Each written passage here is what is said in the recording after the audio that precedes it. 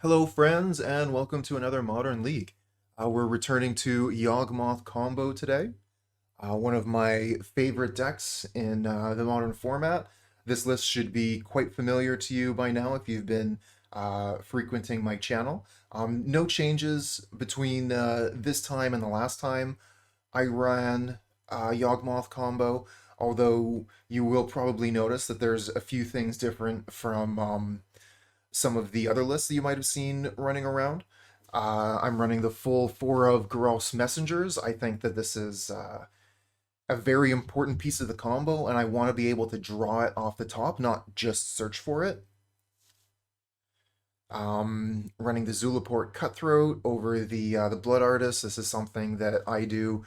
I've been doing consistently. It's not like an obviously better choice. There's pros and cons to each, and I just prefer the Cutthroat because it gets around hexproof. And then as far as the sideboard goes, we've kept a couple Necromentia. The Thoughtseize have been working pretty well. I'm holding on to the Thran the Last Troll for now, but I'm still not totally sold on it. Good enough.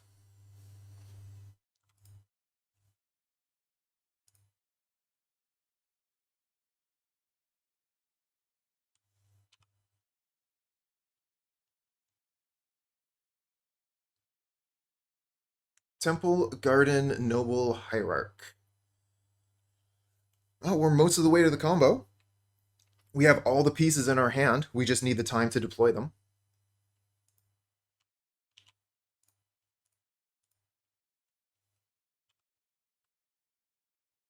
Heliod. I have played some Heliod in my time. Really, really enjoyed the deck. The unfortunate thing is that it doesn't get very many views on the YouTubes, so I don't really bother to play it anymore. People just don't like to watch it.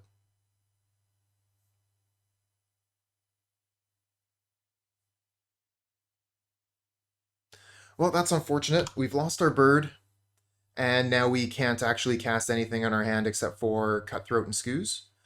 I think we'll go with Scooze here.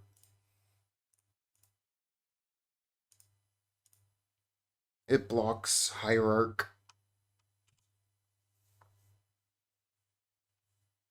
Hopefully we'll draw an untapped land here.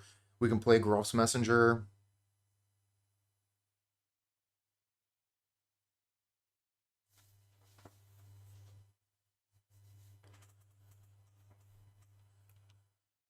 Excavator. Okay, so they're this is interesting.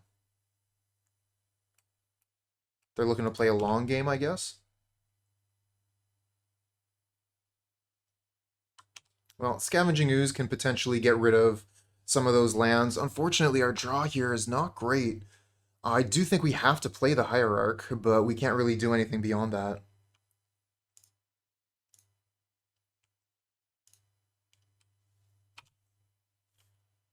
Our mana just isn't very good at the moment. Knight of the Reliquary.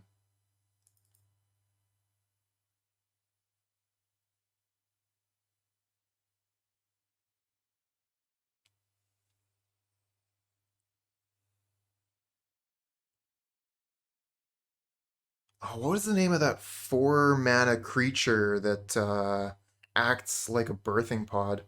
This deck kind of reminds me of that. Yeah, we'll take 3. Yeah, Vanifar.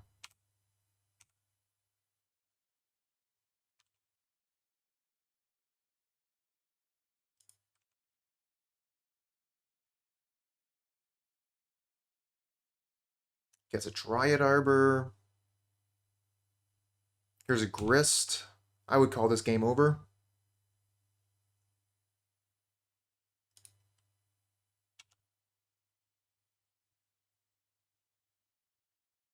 And they can replay the Dryad Arbor with Rune Up Excavator. That's pretty cool.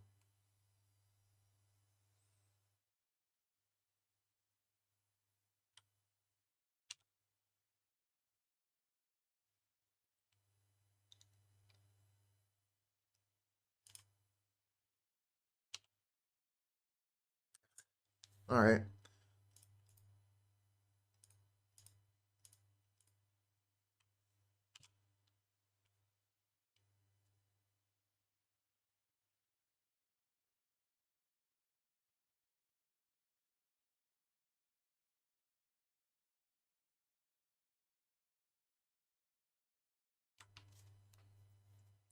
Bit of unfortunate string of luck on this one, but we'll get a bit of information about what the opponent is doing, which will inform our sideboarding.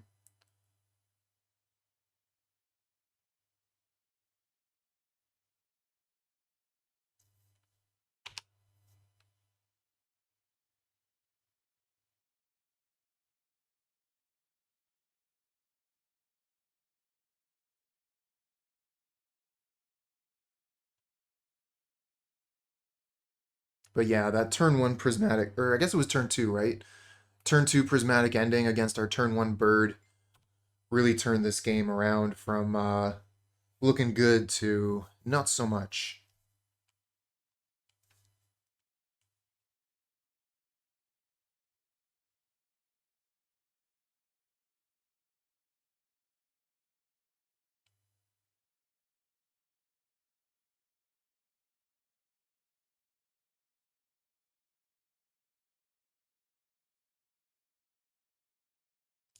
Collected Company in their main phase.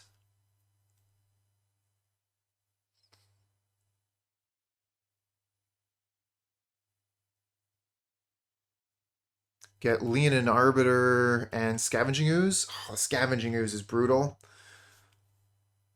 Not really going to be able to combo. And we just get another Hierarch instead of a land.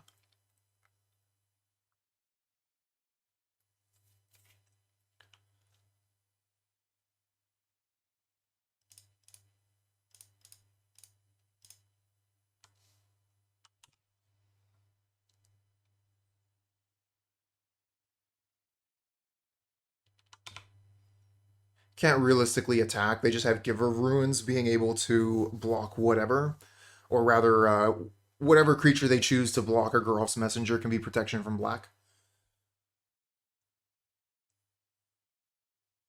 I'm just looking to get a little bit more information on what they have, and you know, there could be a strange scenario where I'm able to find a moment where they put their guard down, and maybe I can find Yawgmoth in combo, but we're still quite a ways off of that. Like Leonin Arbiter is adding 2 mana to our Chord of Calling. Oh, they even have Ghost Quarter to get rid of one of our lands. Like this is just I'm done with this game. I really want to see that they have a combo, though. I gotta keep playing this, even though it's terrible.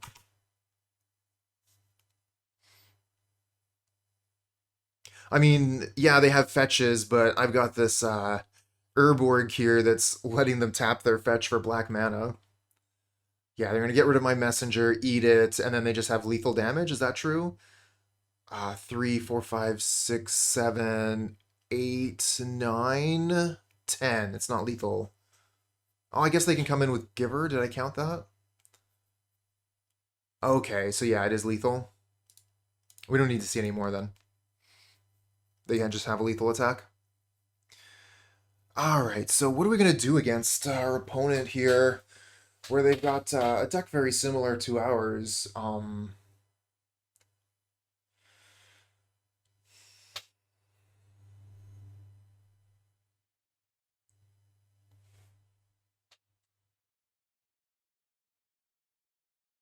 Don't necessarily think that much of our sideboard is really in play here. Guess we could bring in Thoughtseize.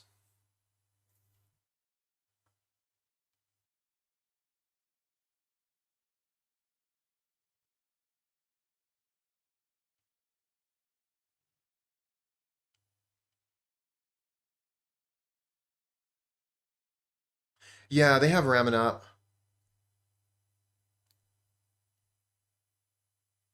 Thoughtseize is bad versus Abzan Tradebinder. Fair.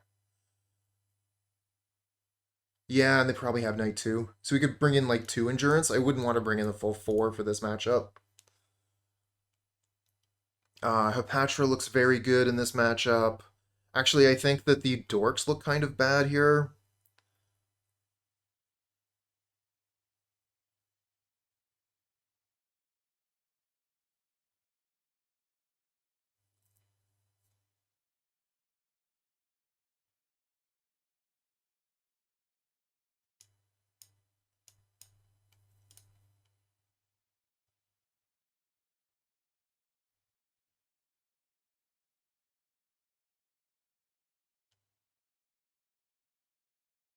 I don't know. Dork on the play is kind of where we want to be. But then, they just 1 mana take it off the table for us.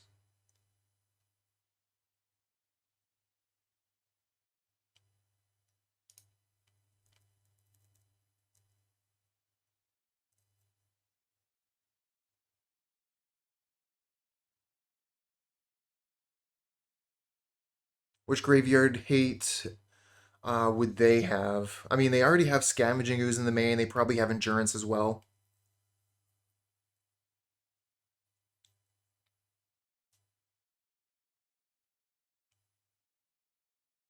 Guess we could have maybe brought in Liberator. No push in the sideboard. That's something that we used to do, but we haven't done recently.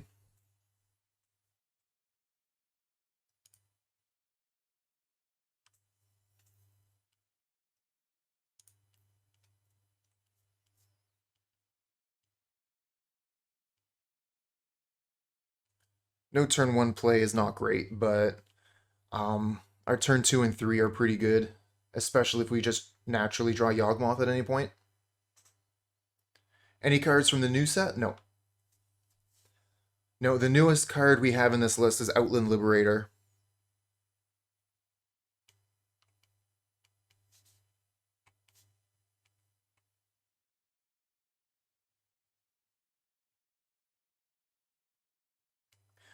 I am kind of interested in trying Affinity with, what is that card called? Blood Fountain? And Pauper?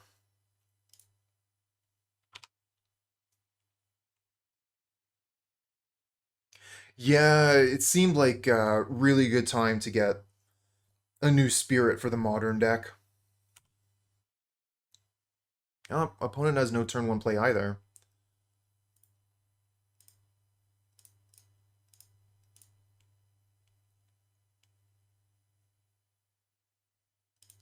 Although there was that one spirit that I thought was really cool. Unfortunately, it doesn't fly. It's the one that, what is that? You can, like, discard cards or exile cards from your graveyard for effects. Telonis, thanks for the follow, friend.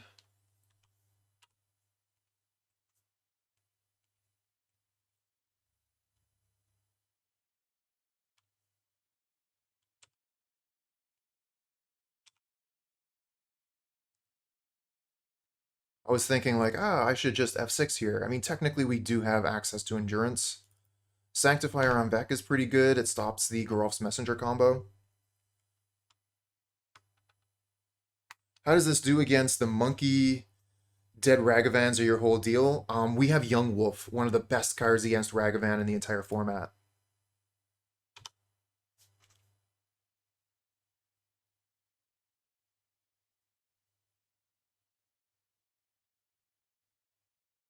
You have a song? Well, we need to hear it. I'm wondering if we should try to ambush the Sanctifier with Endurance. I think that's better than playing Geralf's Messenger here. 99 Dead Ragavans? This sounds like a hit.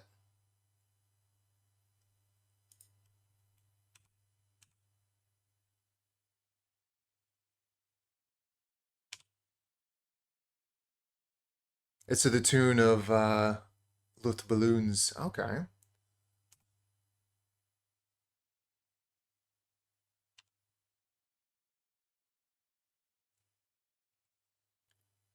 Come at me! I am here!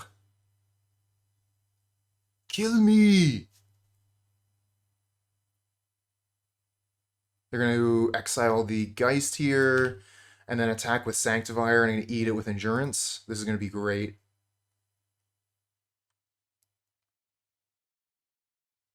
Losing the Geist, not great, but killing this is going to be sweet.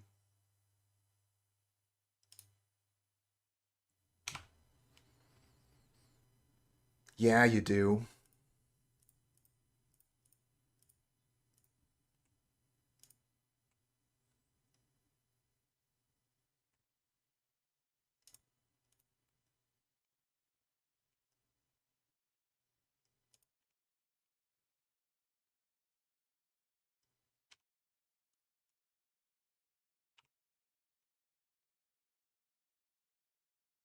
Punished.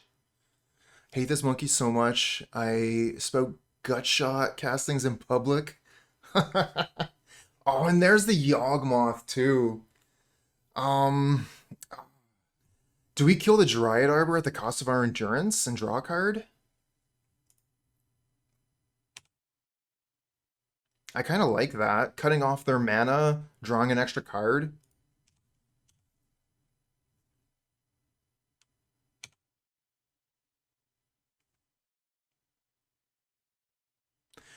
I mean, yeah, if they hadn't done anything that they had done this game, we could have comboed on turn 4.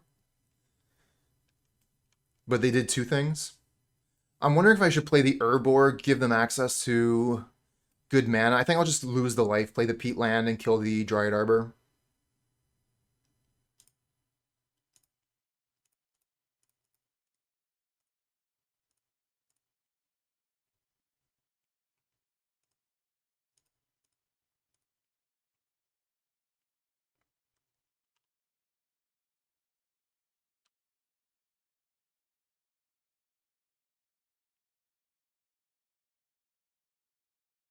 They have a path. Well, fortunately, we have another Urborg.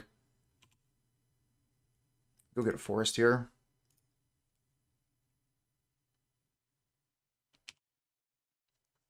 No land? Oh, they have a land.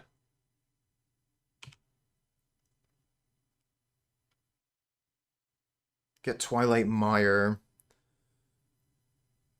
So we have 6 mana. We could Innkeeper Yawgmoth, kill their Hierarch, or we could Innkeeper Messenger. Thinking Innkeeper Messenger this turn, and then next turn go for Yawg.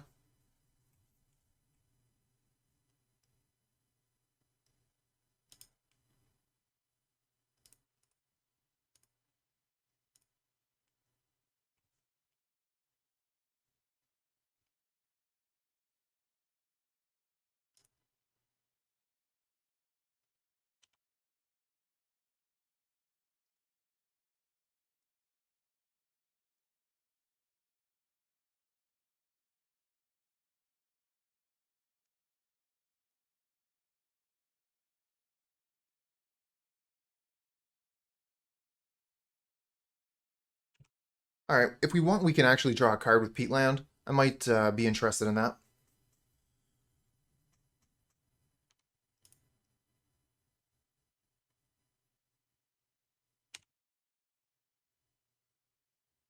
All right, looks like they're holding up Collected Company. So if we play this, then we have 1, 2, 3, 4, 5 mana, 6 with the Urborg. I think we actually want the mana in case we draw a good card, which we don't. So I guess it doesn't really make any difference. I can just use the Peatland, see what we draw, and we'll still have enough mana for Yawgmoth.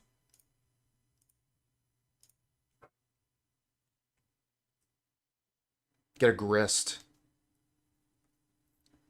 All right, so we have 4, 5, 6 mana, not enough for both.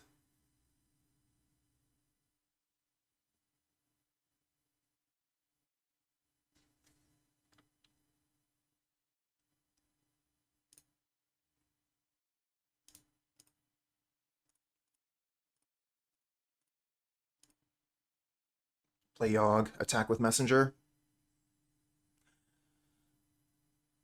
Would really like to just kill that Hierarch, but they're gonna Chord of Calling. Or sorry, Collected Company rather. So we're gonna want to see what they put down with that. SagaVan is fine as a coaster. Shots fired.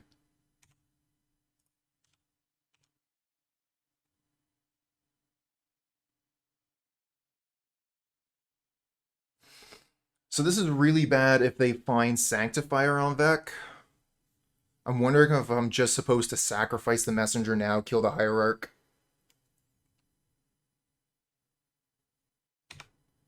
Oh, Prismatic Ending was a wild card. One of the best removal spells ever printed into Modern. They do get the Sanctifier. That sucks. Damn it.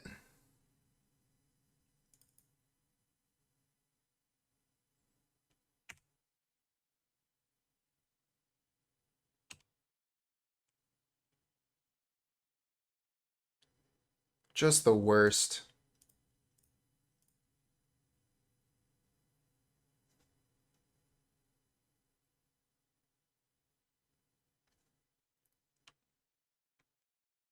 I could kill the Giver of Ruins, but that cost me my Innkeeper.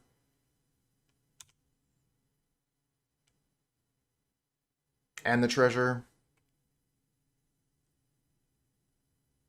I heard a song for that. I play everything, man. I play everything.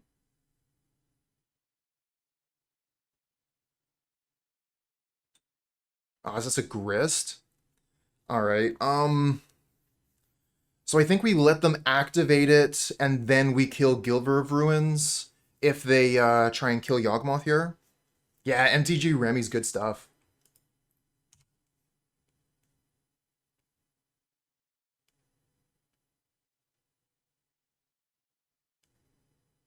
Okay, so they are going to sacrifice, so we're going to kill their Giver of Ruins right now.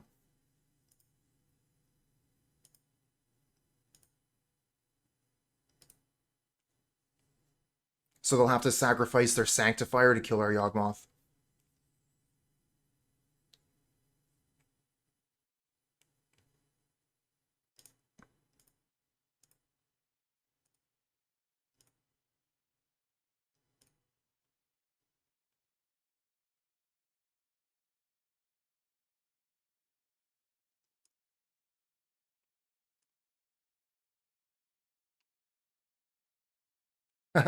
Don't worry.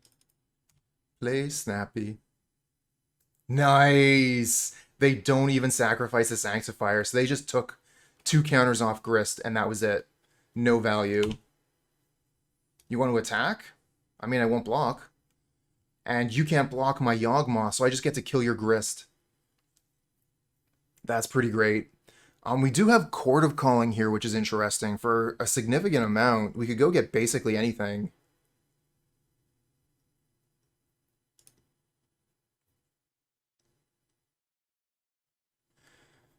I think we, okay, so we play Grist, and then we have 1, 2, 3. So we play Grist. We tick up. We Chord of Calling for something, and then kill their Grist.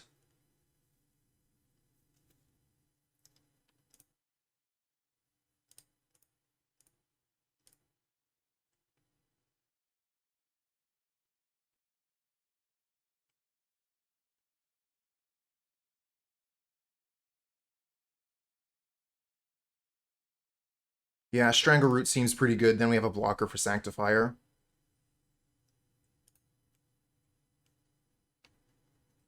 And we can actually, like, Chord of Calling at instant speed, so we'll do that. Tech Grist.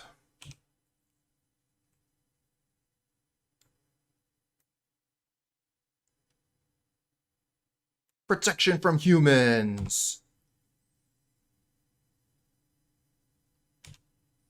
And then now, if they try to attack our Grist, we're going to be able to kill their Sanctifier.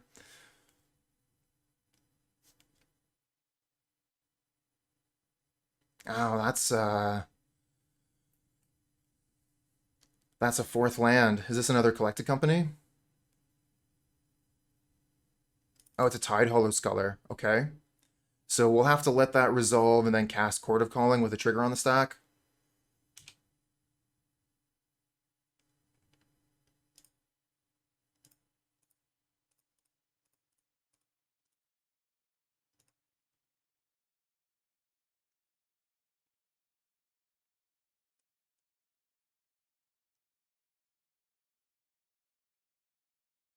Hapatra's looking kind of sweet.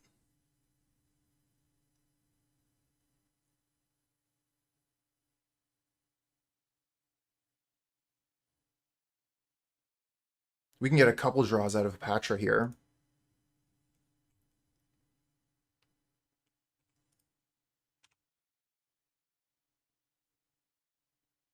It does mean that the Grist will take a hit, but Grist will still live, and we can kill anything besides the Sanctifier.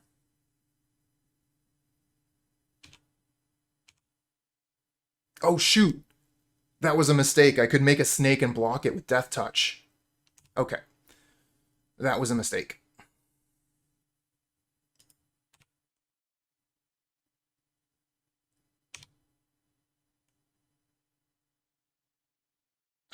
Their board should be clear.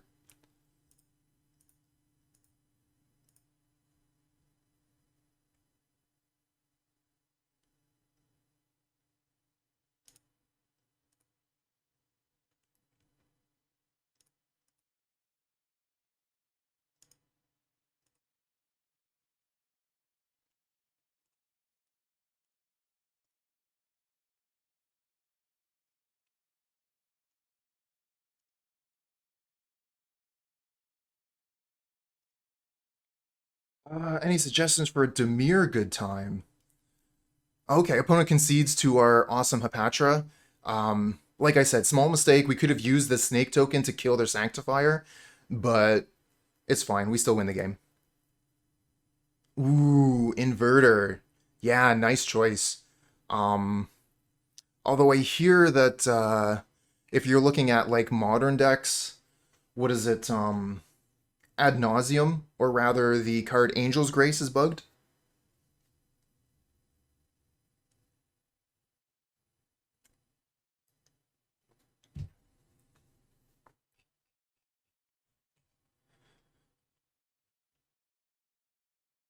Oh yeah, Dimir Dress Down.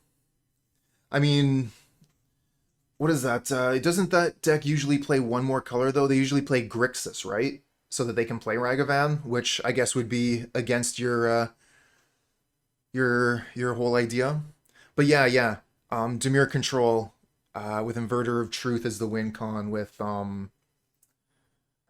Oracle of Thassa.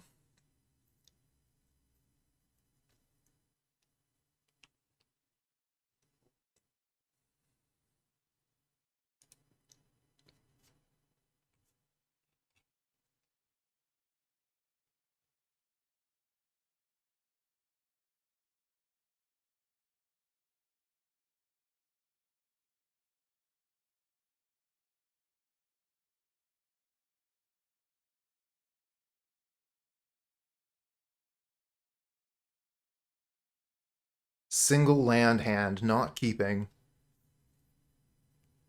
We've had our mana dork or our first turn, our first play exiled every time. So keeping this hand and having Hierarch exiled would just be a death sentence.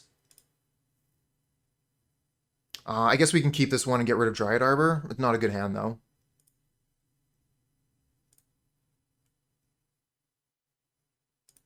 Probably actually be better to get rid of one of the messengers. They're uncastable.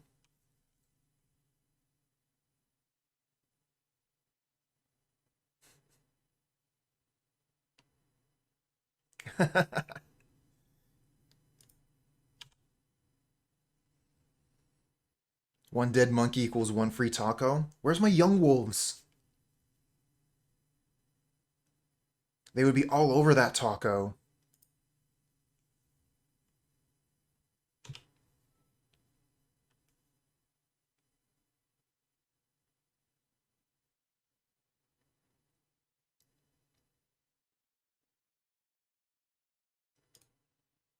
Okay, well, let's fetch in response.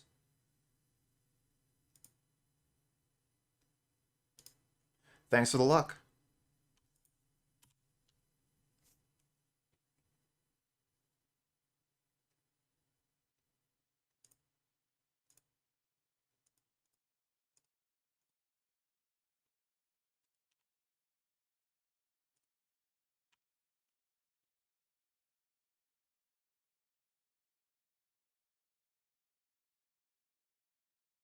How's the deck been treating you?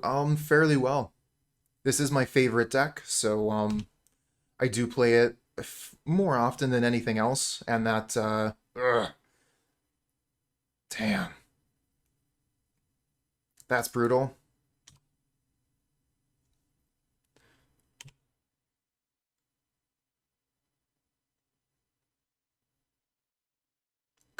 Combo.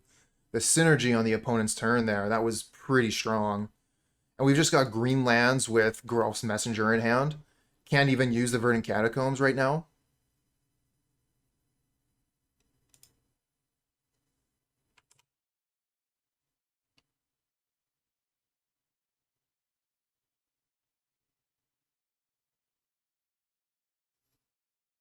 No, don't find lands.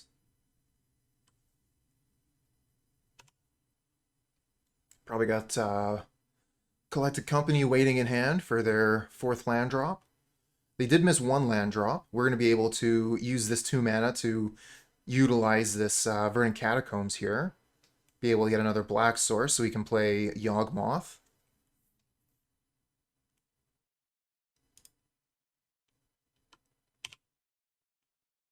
Leonin is very strong against us. It's not a card we expect to see. We're playing a lot of search effects. Nice. They're scared of endurance, but we can't even cast endurance because of the Leonin Arbor in the way of our Verdant Catacombs.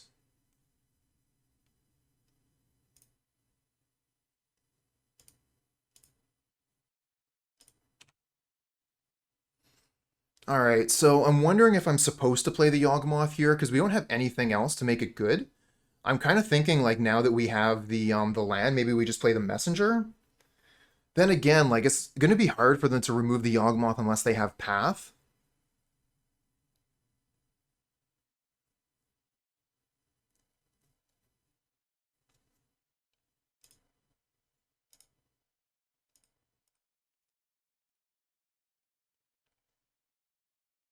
This way, at least I can play Dryad Arbor Yawgmoth next turn. So we'll get a card draw.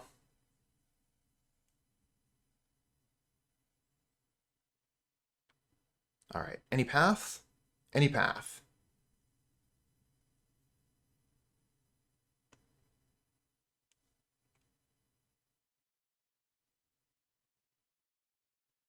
This is...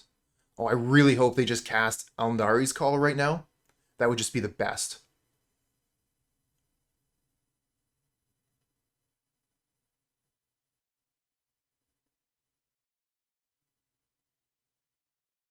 What are you doing, opponent?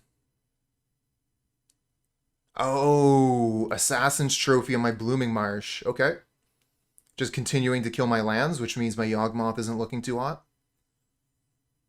Still missing on land 4. And this is Prismatic Ending cast with 3 colors. Exiling my Messenger. Wow. All the answers.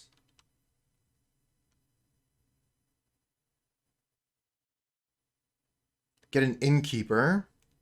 Alright, so I think we play Innkeeper, play Dryad Arbor.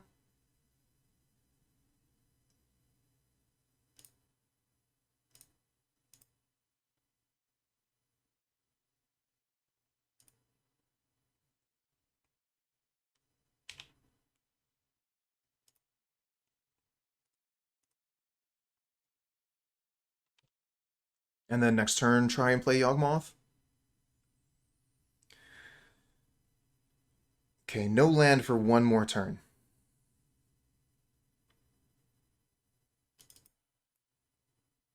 Okay, so they're going to be able to kill one of my creatures here. Probably the Innkeeper. No, they're killing the Dryad Arbor. Okay, makes sense. That's a land.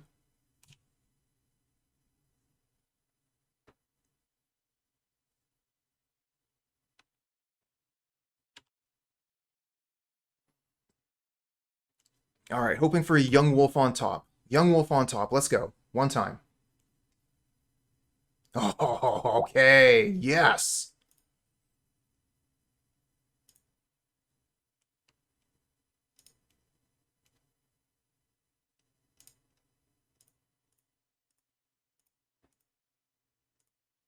There's that treasure, getting some value. I think we just pass from here. We could kill one of their creatures. But we've already played a land, so it's not really like we can do anything else this turn. So I'd rather respond to anything that they're doing.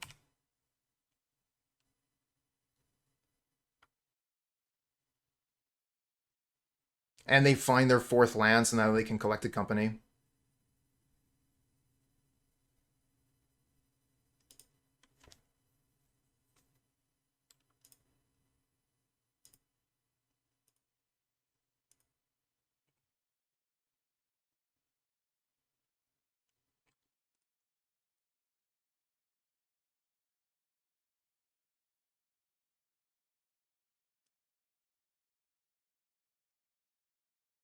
Get a Grist. So we could draw two more cards. Put a -1/-1 counter on the Strangler so that we can kill both of those cards with a Proliferate when we untap. But we lose the Innkeeper to that.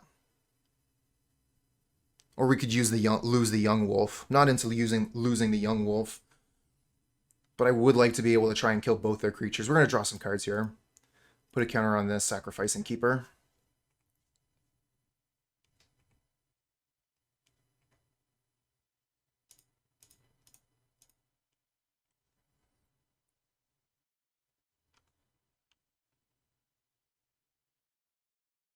Get another Yawgmoth, not bad.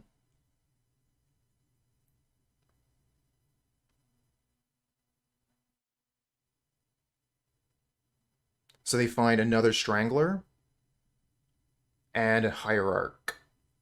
Okay, so they're going to try and strangle my Young Wolf. We'll just sacrifice it. We'll put a counter on their Strangler so we can just kill everything except for the Hierarch.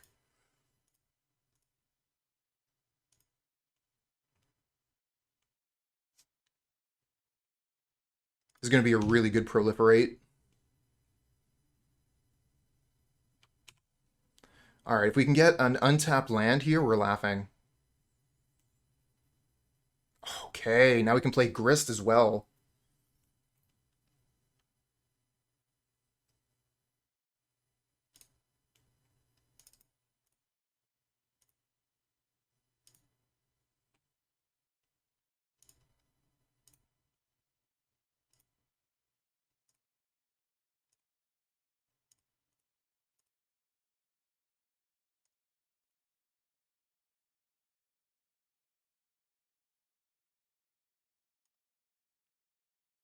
This one, this one, this one, this one.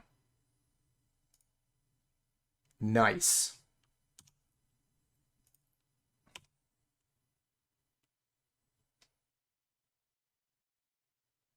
I'm wondering if I should have killed their Hierarch there. Maybe I should have.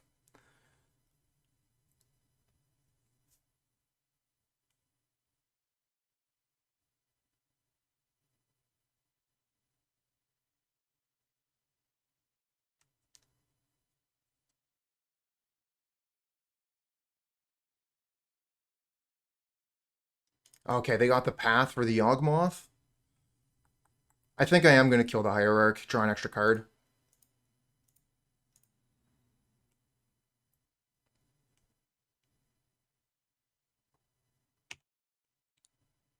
Collect a company in response. Yeah, definitely should have killed the Hierarch on my turn. Oh no! That is so good for them! Things have really turned around. That one mistake, not killing their hierarch on my turn, turned the game around completely. We're still in it though.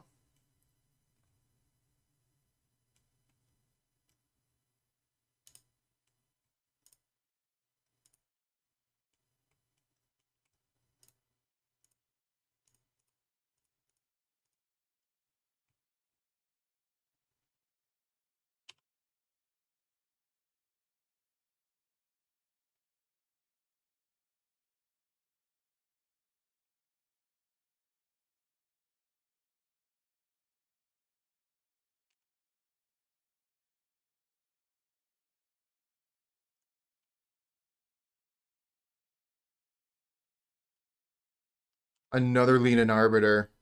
Gonna cost 4 extra mana to search our library.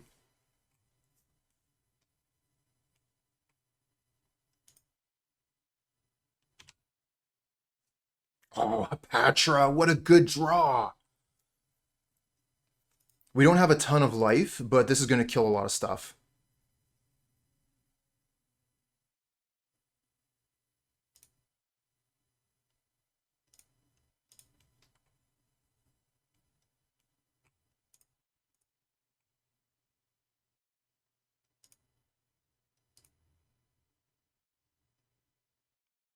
Oh, hey there, Demonic Tutors, what's up?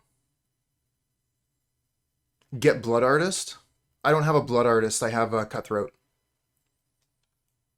But they have 2 Leanin' Arbiters, so I'd have to pay 7 mana to Eldritch Evolution into a Cutthroat here. Plus my Verdant Catacombs is locked under the Leanin' Arbiters. I just don't have the mana.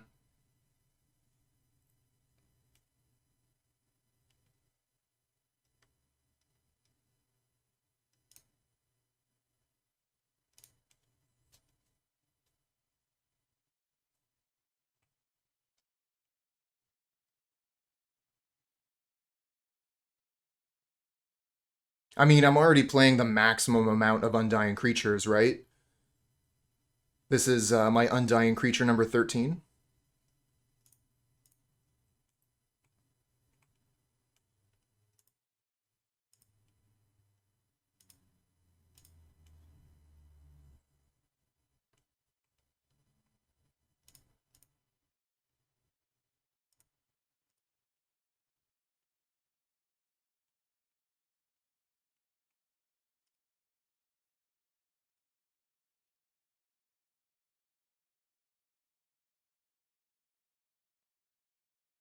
Oh, I like the Yavimaya. Now I can tap the Catacombs for mana. All right, so let's see how we're gonna do this. We proliferate. We get the Grist back.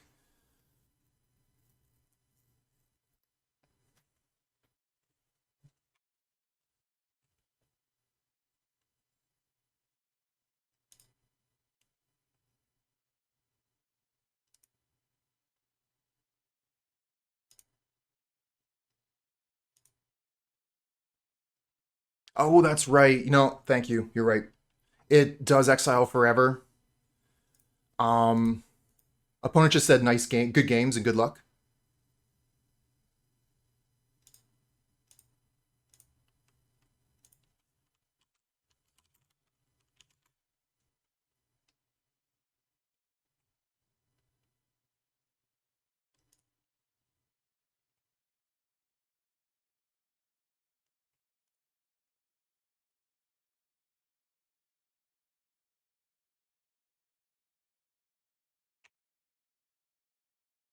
Oh, just get a ton of snakes here.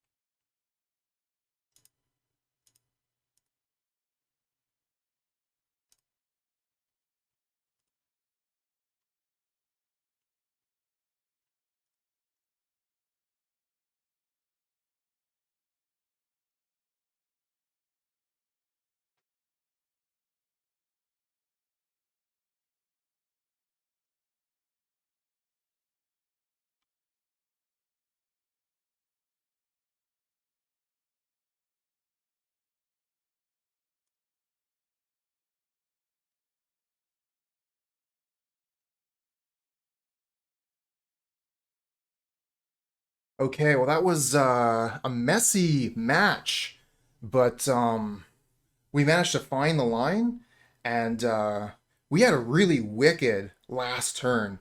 Um, it really kind of felt like the opponent turned it around with their collected company when I failed to kill their hierarch on time. But Hapatra off the top managed to absolutely crush this game, killing their entire board when combined with Yawgmoth. All right, so getting into the game here, this hand looks great. Turn 2 Grist, we'll keep this. Do I have a sideboard guide? I do not. I'm pretty much going at the sideboard like on a match per match basis. I do a lot better if I have a sideboard guide, to be honest. I should put a couple hours aside and just, work on one and make a sideboard guide. But Modern has been changing so rapidly, it's a lot of work,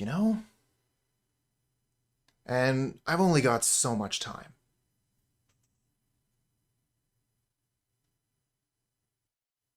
Concealed Courtyard. That's familiar. Esper Sentinel. Okay.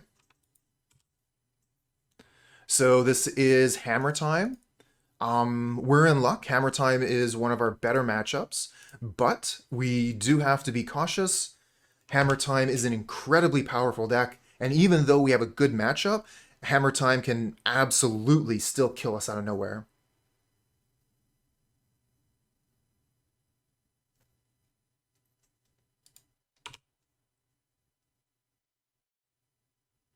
I'm thinking I might just go Wall of Roots Bird of Paradise this turn. Oh wow, they're already getting the hammer.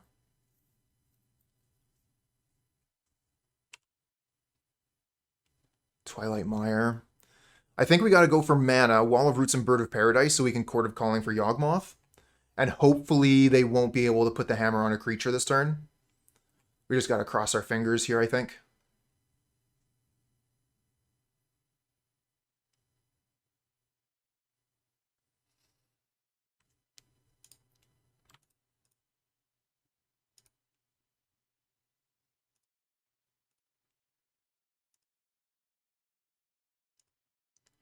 Ban Saga?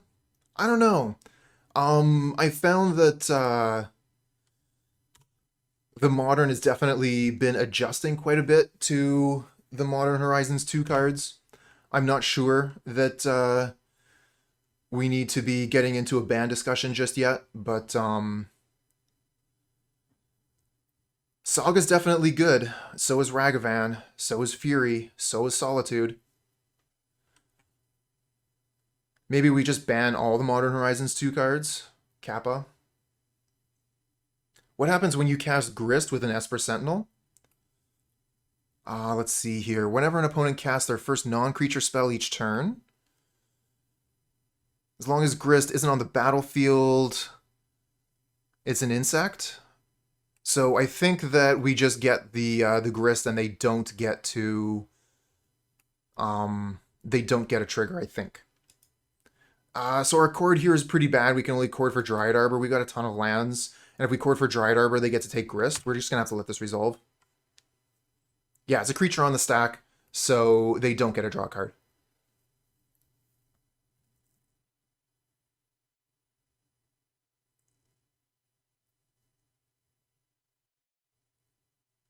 Anything that beats Yogg, ban it. Absolutely. And that's why we don't need to ban SagaVan, because we have Yawgmoth.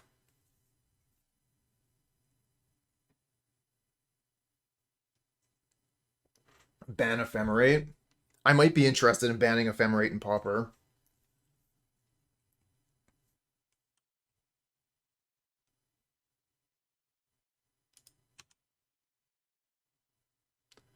Oh, hey, why is this match favored for you? Our sideboard is super good, and Yawgmoth crushes their deck.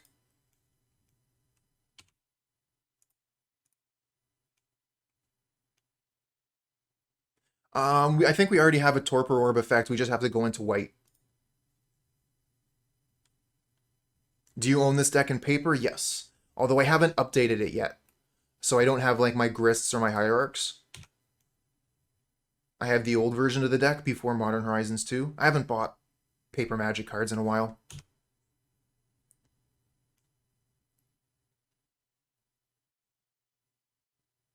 In Pauper, there's a Torb? No, in Modern. But you have to go into White. I see, you were kind of responding to my ban Ephemerate in Pauper. I get you, I get you.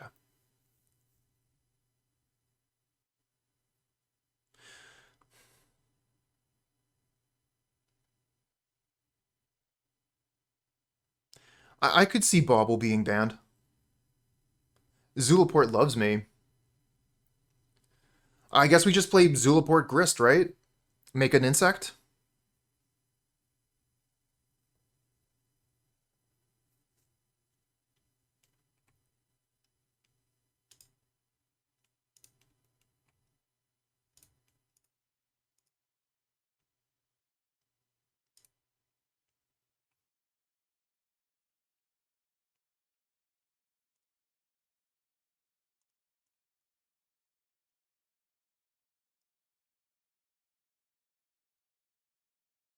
Oh, we mill another Chord of Calling. That would have been a nice draw.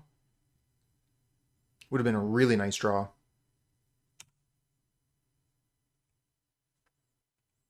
Alright, so now we get to see if they have Pithing Needle in the main. Usually these decks don't have Pithing Needle in the main, and our opponent here is playing Thoughtseize in the main, so they would not have a lot of slots to dedicate to that kind of thing in the main deck.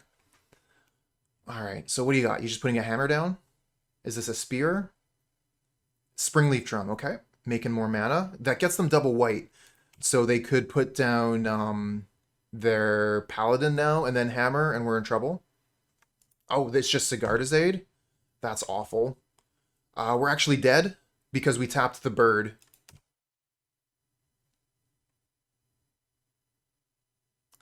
Should have foreseen this.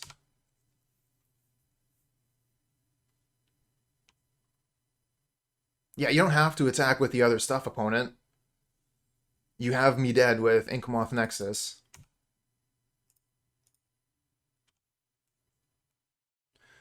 Zulaport looks like you? I think it looks like Travis Willingham from Critical Role.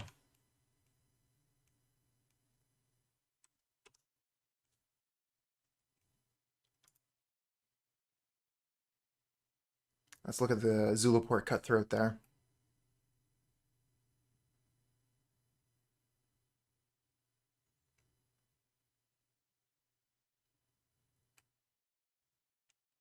Alright, so we bring in Force of Vigor, Outland Liberator, Necromentia. We could bring in some number of Endurance. I wouldn't want a lot of them, but they do have Luris, and Reach isn't the worst thing.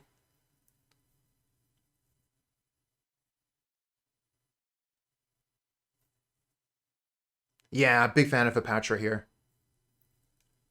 Do you sometimes tilt? Very rarely. If yes, what do you do to break the tilt? It doesn't take much for me. I just, it's pretty natural to get back into the zone when I'm playing Magic.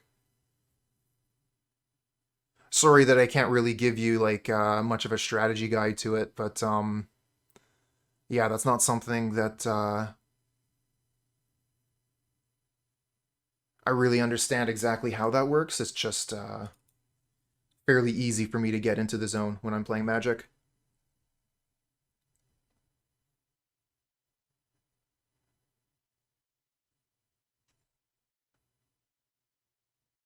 You simply need to let Magic defeat you and walk the world as a defeated person. Magic can't get me down. I'm already as low as anyone can get.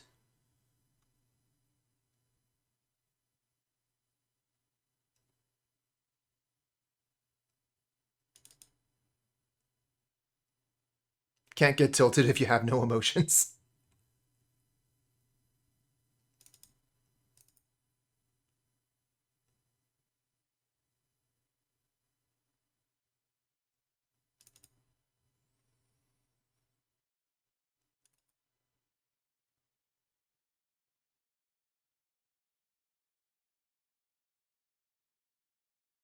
Yeah, that's true. When I make a mistake that's entirely my fault.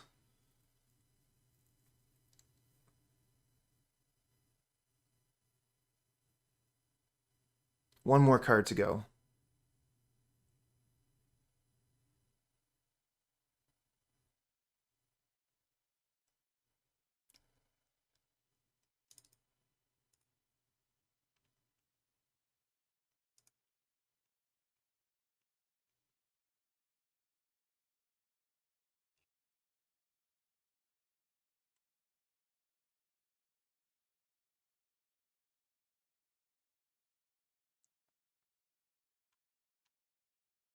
This is a keeper.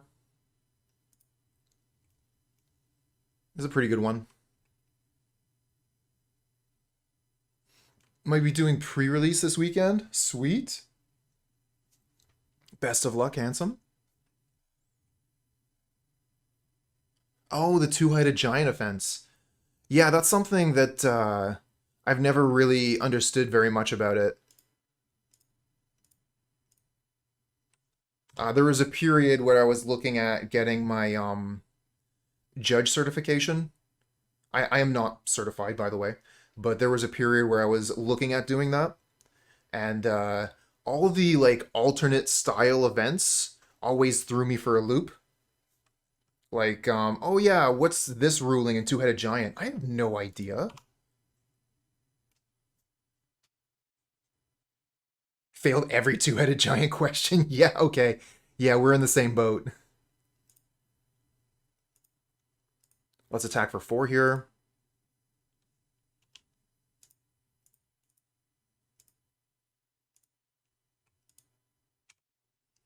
And then next turn we'll go get Yogg.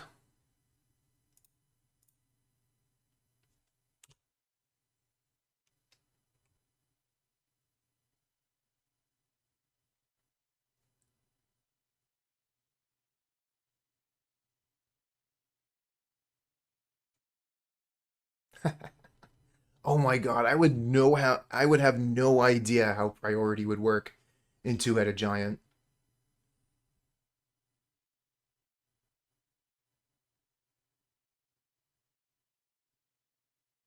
I kind of imagine the team, like trying to figure things out like the three-headed giant in Monty Python and just end up getting totally distracted from what's going on in front of them. No blocks.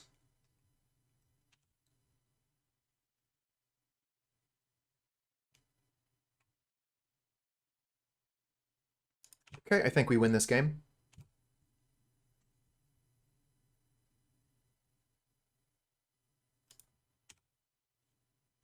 Twilight Mire. All right, so 1, 2, 3, Eldritch Evolution, kill their stuff, and then draw some cards, see if we can get something to use a Twilight Mire with.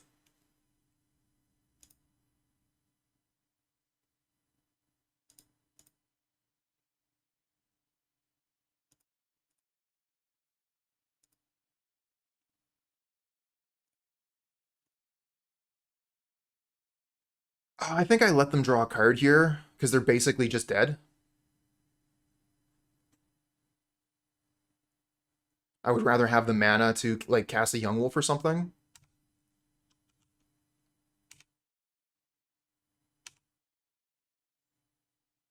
I can smoosh for 5 after all their stuff is dead.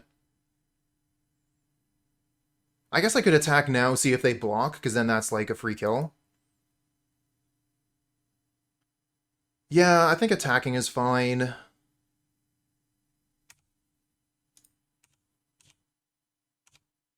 And then we get this thing untapped.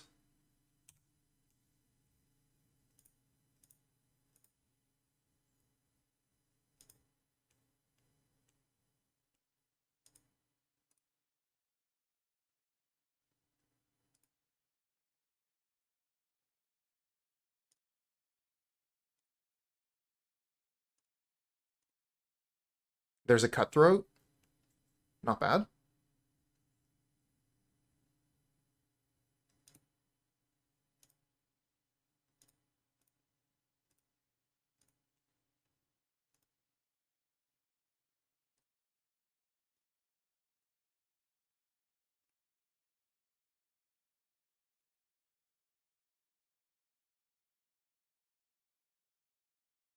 Get a Chord of Calling.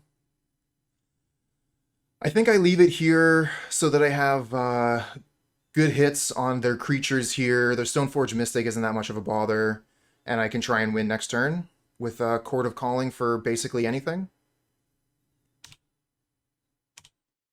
And I have good options here to respond to anything they're doing.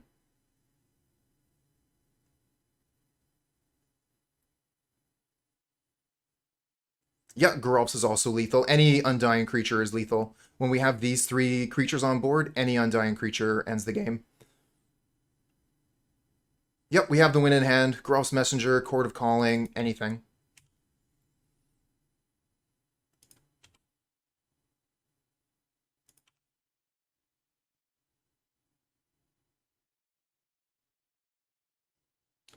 Sigarda's Aid.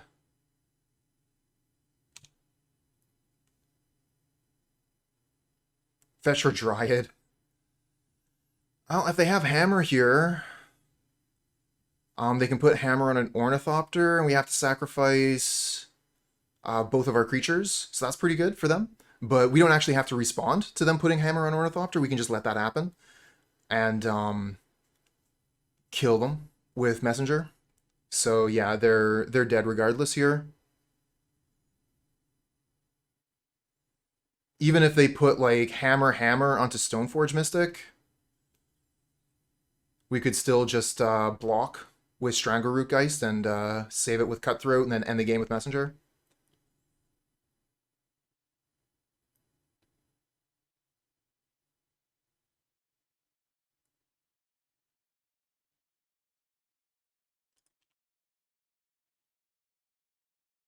Okay, GG.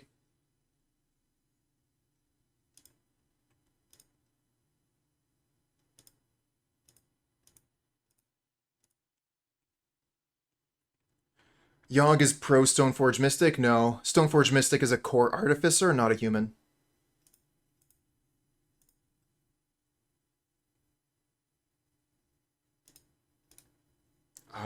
Target this, sacrifice this. We're going to start the combo now. I don't think that opponent can have anything here that's going to interact with us.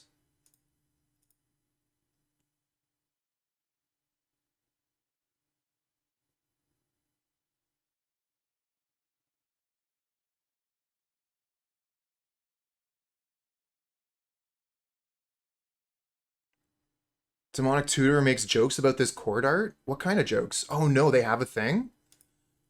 Sure. Yeah, you got it, friend. Colossus Hammer hits the battlefield. Absolutely. Angry Bird coming for revenge. Nice. Well, thanks for coming by, Handsome. Catch you next time. Target, sack.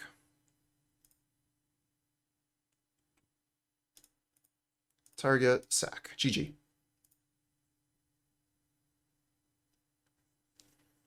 Angry Birds. I used to play a deck called Angry Birds, although it didn't have any Chord of Callings in it. That was one of my favorite decks from when we still had access to Faithless Looting. Played the Arclight Phoenix and Gristlebrand, as well as Jace Prodigy, and then it used Goryo's Vengeance to bring the Gristlebrand back. Be able to just draw a bunch of cards and set up for the next combo turn and the next combo turn, so you were just always doing lots of fun stuff.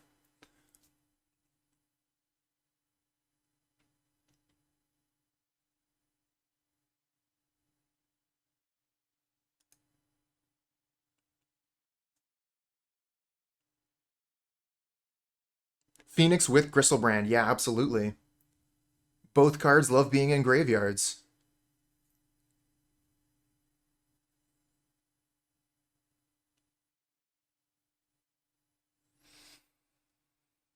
Not a fan. Not a fan. We mulligan this one, friends. Hey, the Mixed Slash. You have the manas to open a chest. Could you remind me when this game is over? Oh, not a fan of this one either. Don't have any black mana. No lands in this one. Oh, man, this sucks. Okay, how are we going to keep this? Gotta put 3 cards back. I guess we put these 3.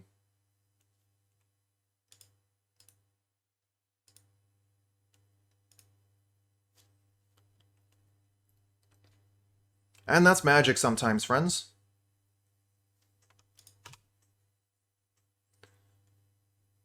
Where can you sell them for tickets in the Magic Market? If you go to trade over here, there's various bots that you can trade them with. Booster City or Goat bots are very good options for that.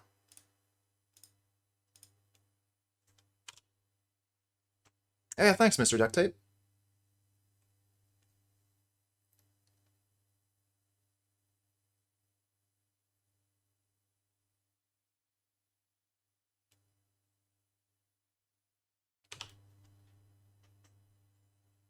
Yeah, Wall of Roots would be a perfect draw for sure.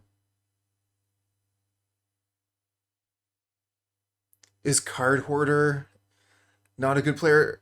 Card Hoarder's fantastic for a lot of things. Oh, they got Dark Confidant out.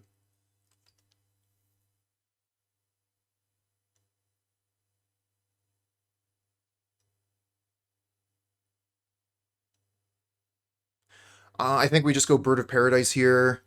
I mean, like, I don't think that getting a 3 would be really good for anything. I guess we could, like, Eldritch Evolution, the Hierarch could go get a Wall of Roots, but that seems stupid.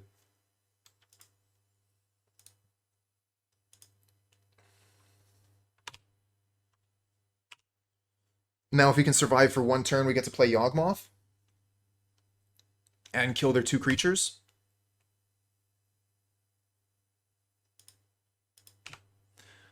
Yeah, to be honest, I haven't seen what Card Hoarders is paying for treasures, which is strange because I mean they're sponsoring the stream. They're been doing some really good work for me, letting me use the cards that I'm playing for the games.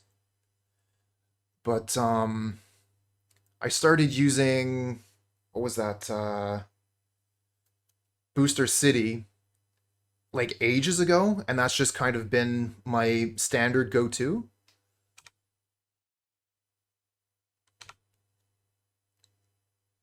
So we're dead here. No blocks. Oh my god, they don't have hammer?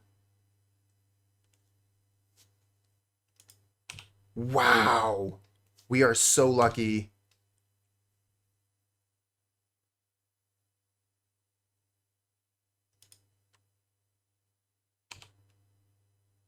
Strangleroot Geist. Alright, black. Play Yawg. Alright, so I think we're supposed to activate the Yawgmoth as they're putting a hammer onto a thing. The problem is this Stoneforge Mystic. I can't kill that. So they're going to be able to put the 2 hammers on the Stoneforge, then I have to block with Yawgmoth. I think we're dead. I guess we could draw... We could kill their 2 creatures, and we could draw... Force of Vigor.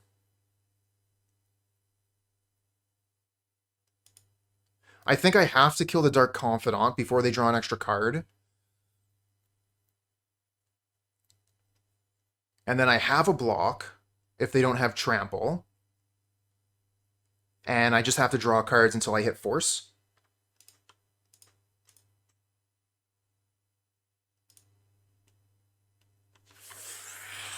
Chat. We just drew Force. Okay, what do we do? I think we just have to hit the hammers as they come down, right? We have to leave the Saga. Because if we can't Force right now, yeah, let them pass, run it into Yawg. Absolutely. Okay.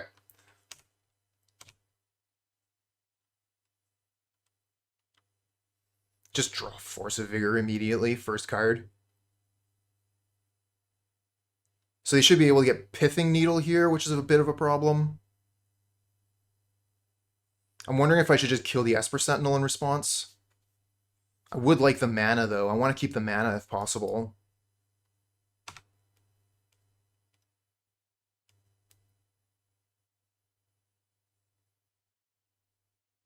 But if they get Pithing Needle, then they're not getting second hammer.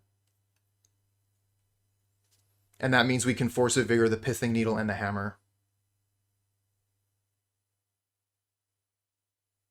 Probably just going to exile the Eldritch Evolution to the Force of Vigor.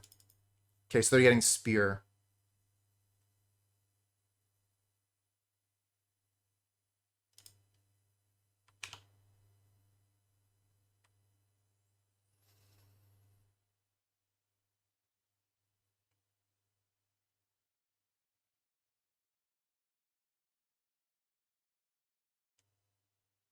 Should kill Sentinel so they don't draw off of Vigor. Oh, yeah, that's a good point.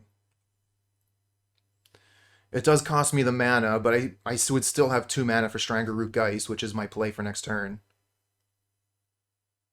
Okay, well that makes it an easy choice.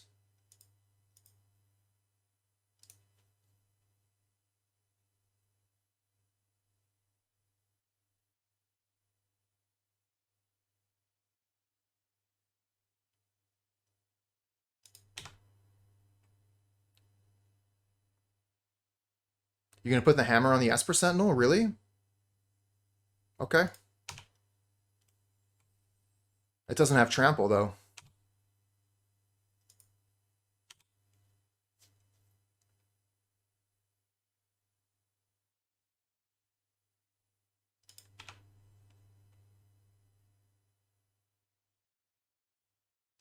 Incoming raid. Love to hear that. PT Bench. That is so close to a nice raid. Thank you very much, friend. Check out PT Bench for modern content. Streamer that plays for long hours.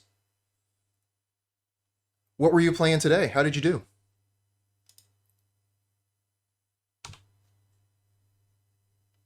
Wow, I didn't expect that.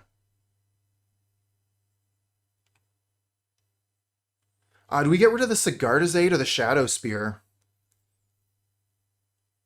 And I honestly expected another hammer to be coming down there. I should have used the Force of Vigor before damage.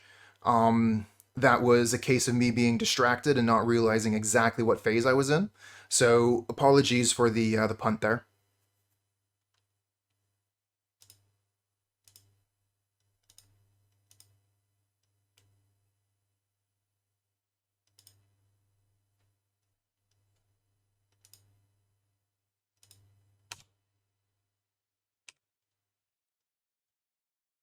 A Wall of Roots? What a draw.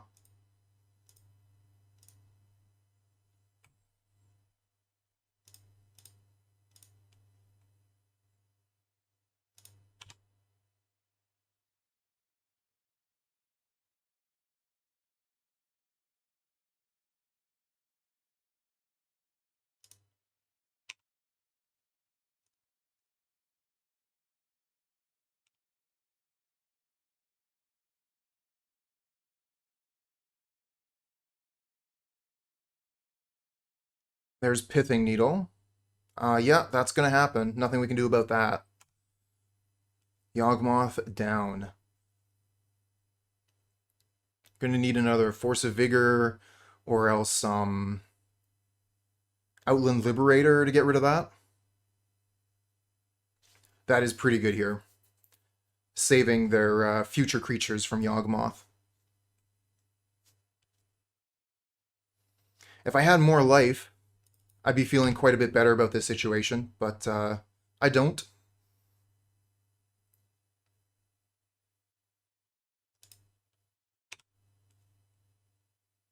There's Hapatra. Ah, Hapatra would be so good here.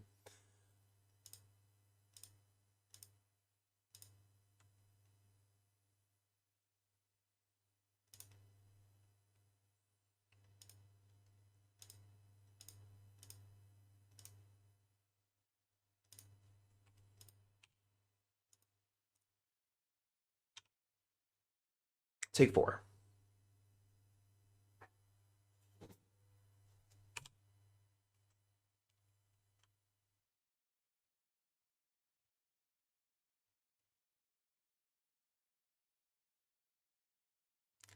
So they can play Lurrus, and then They can get a hammer, put a hammer on Lurrus.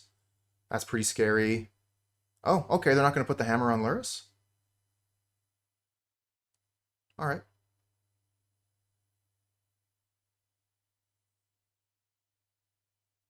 Was that was an Esper Sentinel from the... Maybe that was an Esper Sentinel from hand, and they still haven't used the Lurrus for the graveyard yet?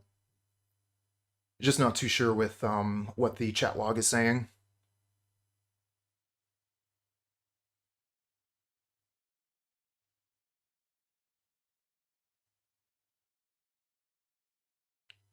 Alright, I'm going to be right back. They're taking their time with this. I'm going to turn off the radiator.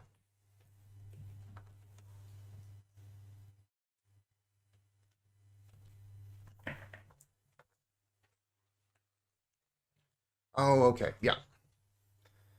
So yeah, the Esper Sentinel was from hand, and here comes the hammer. Mad Lova, thanks for the follow, friend. And we just get land. So we're screwed here. They have Shadow Spear from the graveyard. This game is over. It was a good game, but I made one mistake with Yawgmoth and Force of Vigor, which put me to 4 instead of being at 14. Which meant that I couldn't draw any extra cards. But realistically, this Pithing Needle right here is what won the game for the opponent. GG's. Should not have mulled to 4. That's right! I forgot this was a mull to 4 and we still nearly won it. Good enough. I would rather these two cards be almost anything else, but we'll take what we got.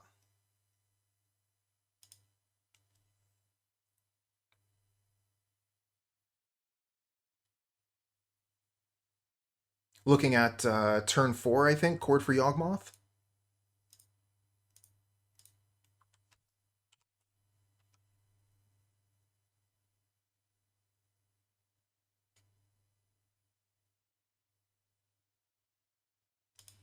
Uh-oh. You hate this Dryad Arbor? Why is that? Can't tell the difference between a Dryad Arbor and a forest? They look totally different. Fire Shoes, thanks for the follow, friend. Another land, huh? Yeah, I know that Dryad Arbor caused the rules change. Now you gotta play with your creatures in front. Fire Shoes is the guy who runs Magic, by the way. Well, thank you very much. Magic is a game that I very much enjoy. Thank you for keeping it running.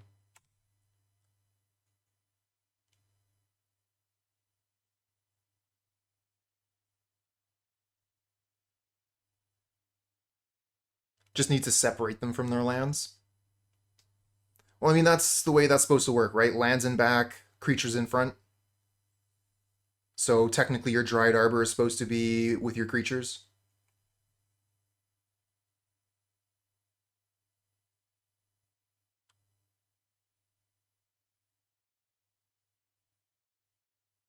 Cool people play with their lands in front.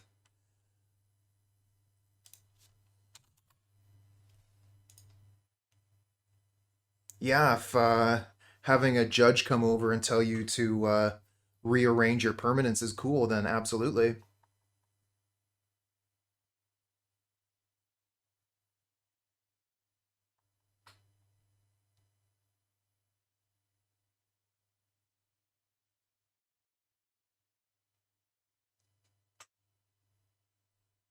Well, I think originally in Magic, lands were in front as well, but things change.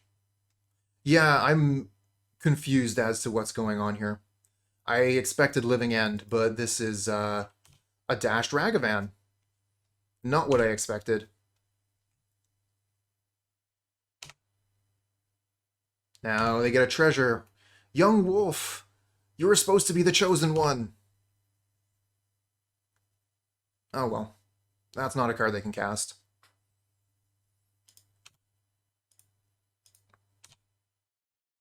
Another Chord of Calling. All right, so we play Khalni Garden. We have Chord of Calling for X's 2. So we can hodl. Chord of Calling for Cutthroat, and then Chord of Calling for Yawgmoth. No attacks.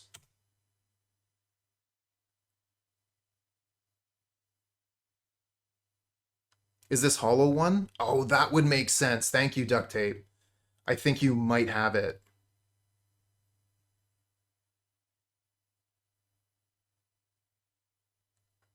Oh, don't make me discard random cards.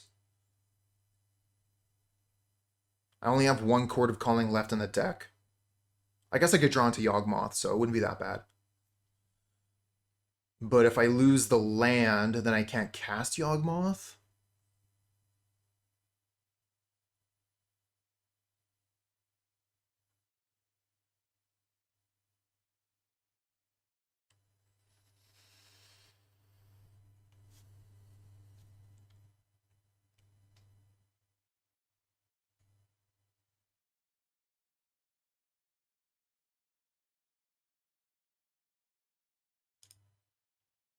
Sure.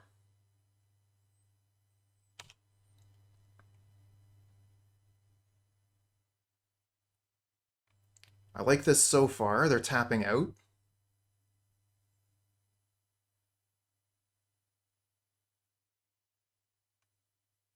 Okay, now do a couple more things. Like maybe dash a SagaVan. I don't know. You can't dash a SagaVan. That would be stupid. But do something. Just do anything that uses all your mana.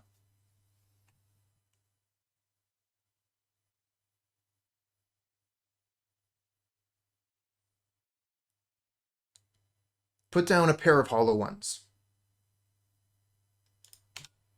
All right, put down another one. Yeah! GG. We get this one.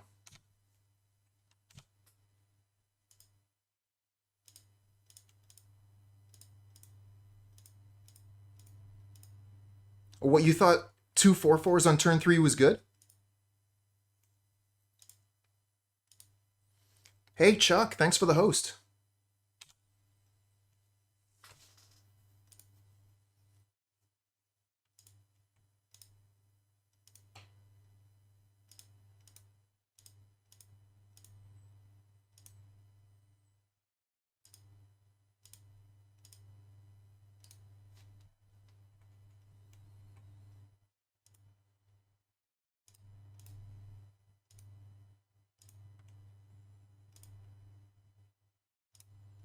All right, we'll set up our yields. All right, so I'm going to kind of talk to myself as I'm doing this. Don't mind me. Target, sack. And I'll be ignoring chat for a minute so I don't mess this up. Target, sack.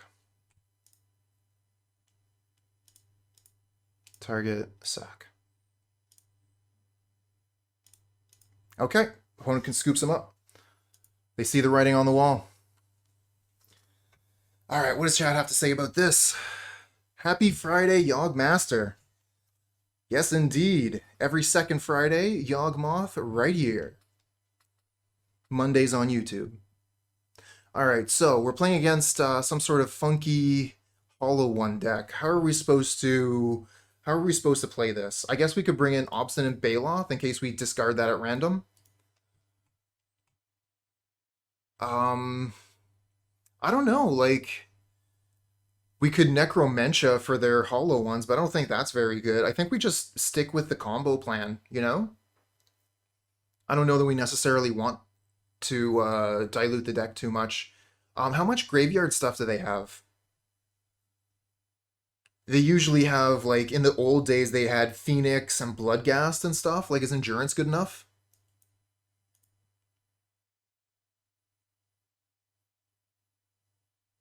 Terrible to play out in Modo.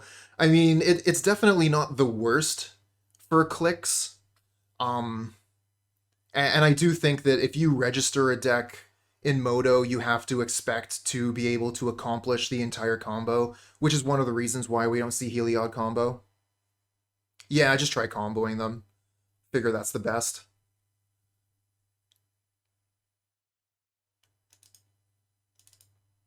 I'm going to want 1 endurance. So we're going to take 2 cards out.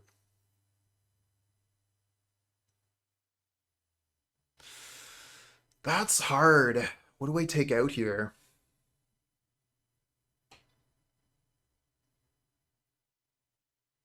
Oh, and they timed out in game 1. That's awesome. Really should put this deck together. Got everything except for the evolutions in Yawgmoth. Basically the price of 1 SagaVan. I'd recommend it. You'd probably love it.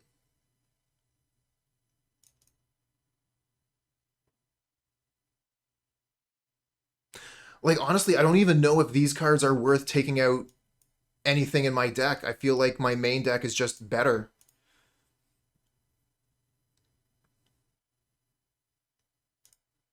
No changes.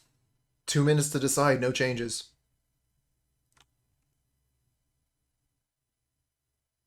They were mad, and I was like, why are you playing a deck that can't win? I mean, the opponent makes the choice, or every player, rather, makes the choice about what deck they're bringing to play in a game. And I think that some people expect Moto to be like paper, but it's not. This hand is so close. If any of these young wolves were a land, we would keep this. But as is, we just cannot keep. Twilight Mire is terrible. Must mull. We can keep this. Get rid of a land here. We'll get rid of one of the Twilight Mires.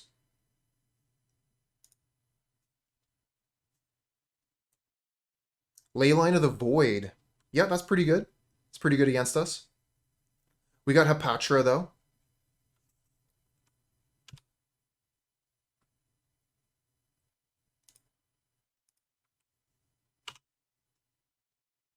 So Hapatra can allow us to combo through Leyline of the Void.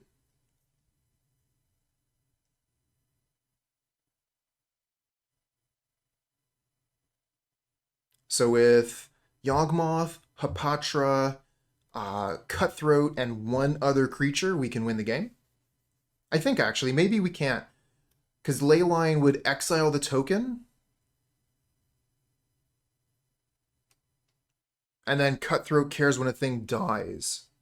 So maybe we can't actually combo. But we can kill their board.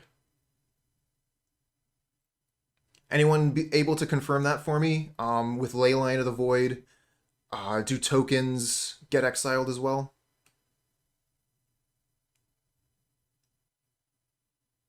Pretty sure they do.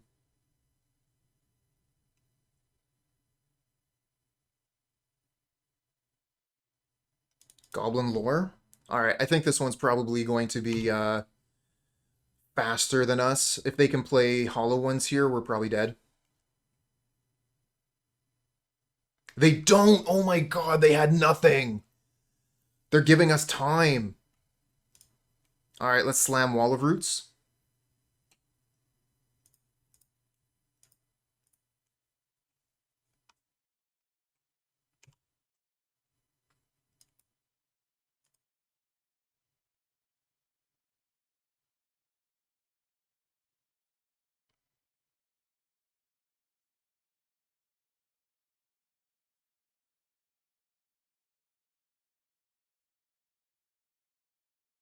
Lightning Skelemental.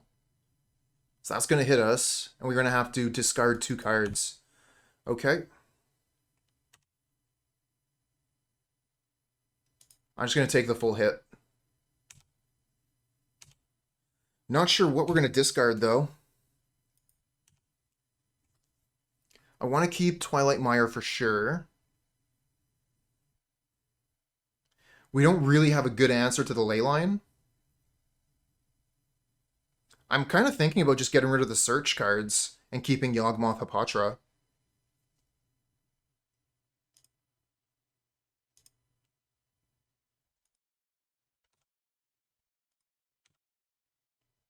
There's Grist. So we can play any 1 card from our hand.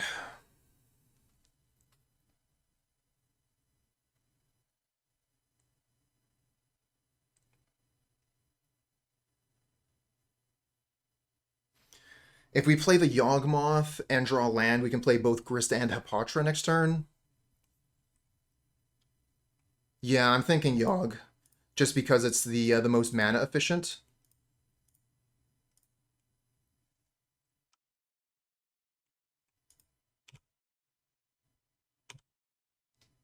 I should not actually F6 there. I could maybe want to sacrifice the Wall of Roots.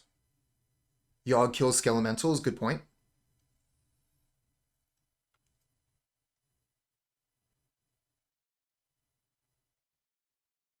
Very good point.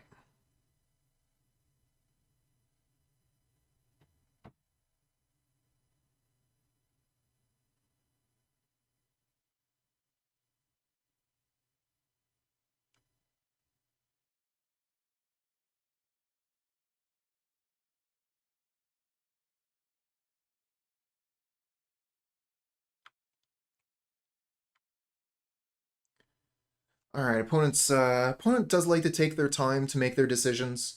I mean that's fine, and I find that to be quite a bit less frustrating on Moto than I do in paper. Where with Moto we each have our own time resource, the chess clock. So if the opponent wants to use, 2 minutes to consider their play before they make their turn four play, then that's their right, and they're not wasting any of the time off my clock. But in paper, when you do that exact same thing, you're using up the shared time, and I find that to be frustrating.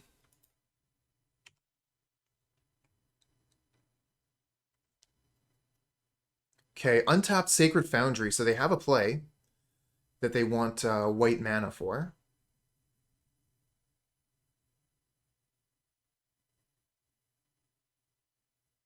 Judges will say slow play doesn't exist. I used to think about various ways I could um, indicate to my opponent that I'm becoming quite impatient with their play pace. But again, like paper and Moto, two different things. They discard Prismatic Ending and Phoenix. Do they find the Hollow One? There's the Street Wraith, so Hollow Ones are free. And if they find the Hollow One, they can bring back Phoenix. There's Unearth on Skelemental. Damn it. Because we weren't on main phase, I guess I can't do that. Whatever, I'm killing this thing.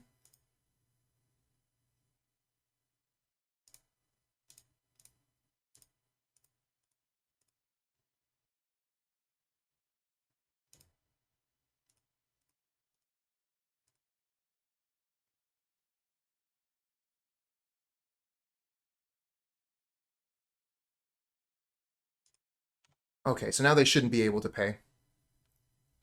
Metamon, hello, hello.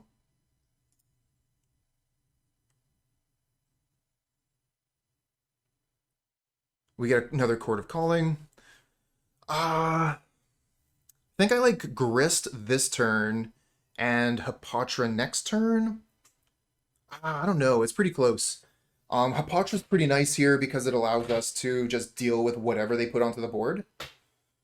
Because we also get to play Dryad Arbor, which is the extra creature we need. And then maybe I could go get Scavenging Ooze with Chord of Calling, start gaining some life.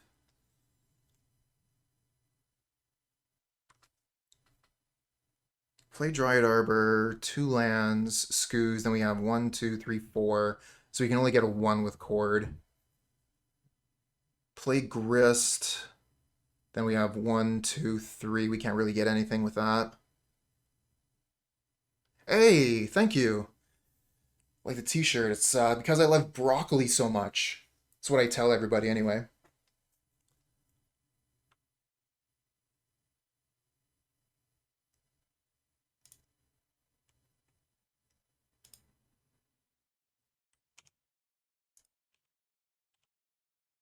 Broccoli is hype. I should make a broccoli emote.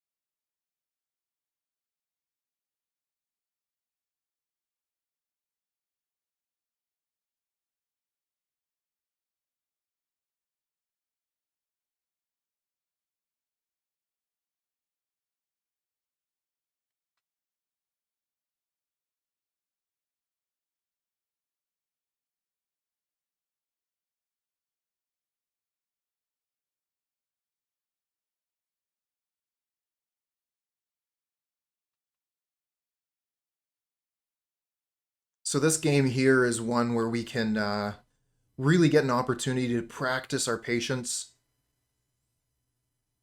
If I was playing against an opponent like Kotka in paper, I would be getting frustrated, but fortunately, our times are both individual resources, so that helps quite a bit. Gives me a little bit of time to consider what I might want to be doing on my turn.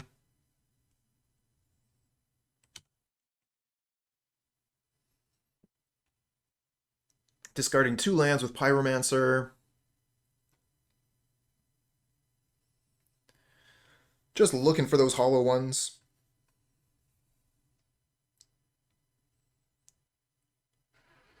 I wonder if opponents getting frustrated at this point. Like, they've gone through 22 cards and they haven't found a single hollow one.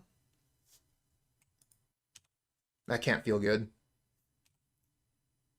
All right, we get Verdant Catacombs here. Looking pretty good from this point. We have the Hapatra. We can just kill their board. What do we Chord of Calling for? We Chord of Calling for the Innkeeper, and that should be good game.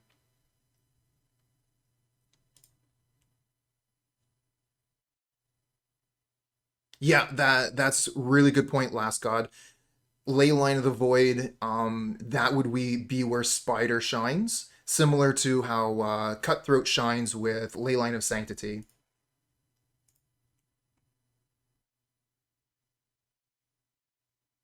Mills Yawgmoth, okay.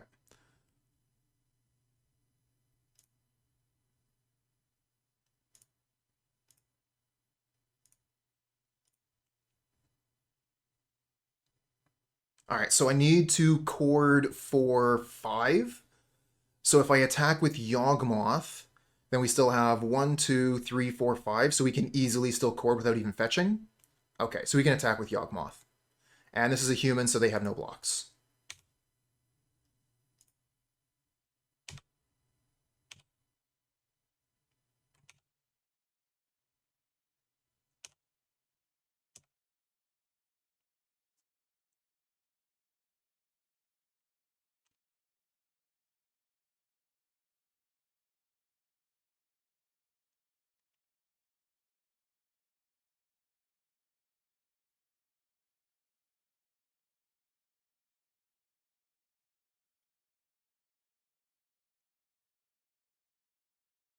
Just checking to make sure that my Innkeeper isn't in exile here, because I have milled a couple cards with Grist.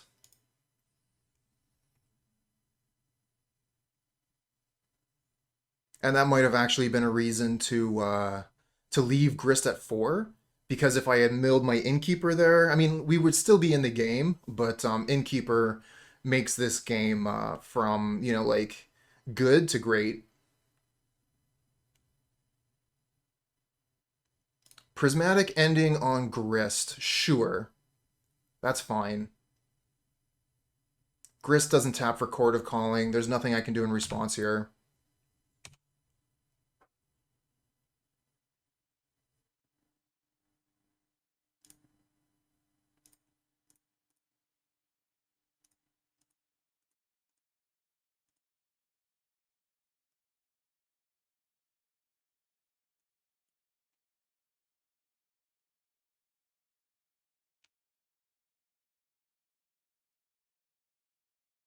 Target, sack.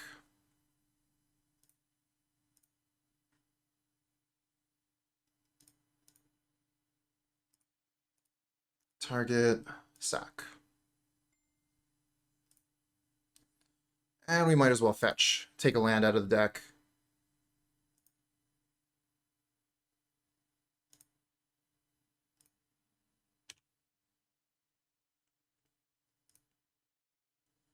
I think we just alpha here. You can do combo with Hapatra. I mean, the combo is not really doing anything right now. And opponent concedes. I mean, like, I'm just going to attack with everything here and they're dead. 1, 2, 3, 4, 5, 6, 7, 8. That's Xaxes. Yeah, we'll keep this. Not a great hand, but a fine hand. They're playing... Ooh. This is a bad matchup. Whatever they're playing, this is a bad matchup.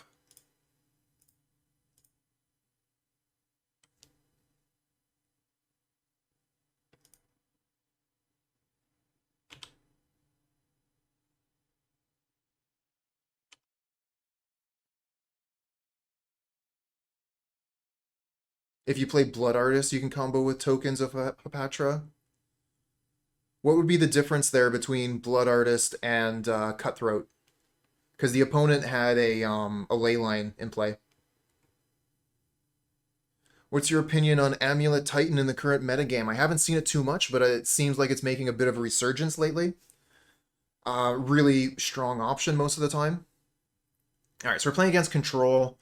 This is terrible. I think we're just going to play Scavenging Ooze, attack for 1. We could play actually Hapatra, because if Hapatra gets in for damage, it can start making us snakes.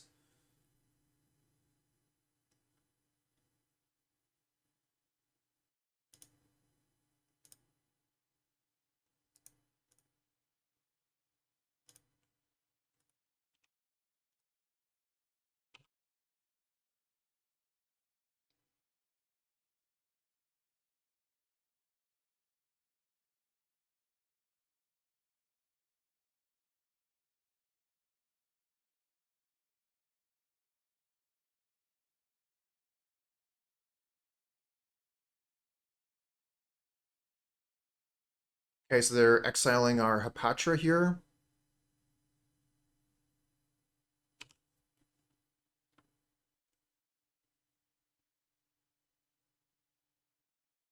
Oh, that could absolutely be it. Personally, I'm terrified of control matchups.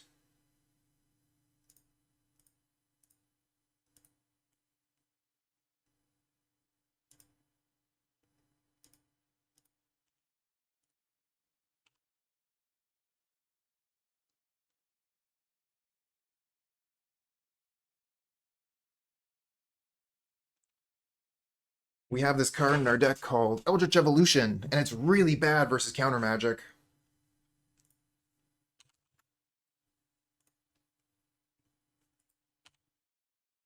And Teferi is a bit of a jerk too. At least we should be able to kill the Teferi here, so that's a bonus. Oh, Strangleroot Geist? So we can play Strangleroot Geist and Ooze and kill the Teferi.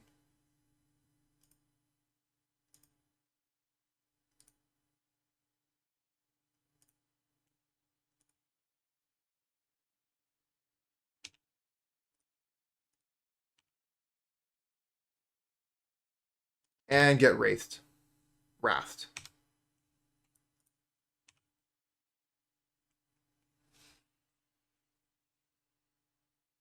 Yeah, that is probably what's coming here, you're right.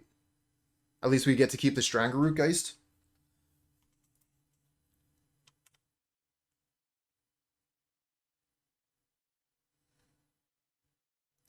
So if we don't play the Scavenging Ooze, the Wrath is worse, but then maybe they don't have to play the Wrath.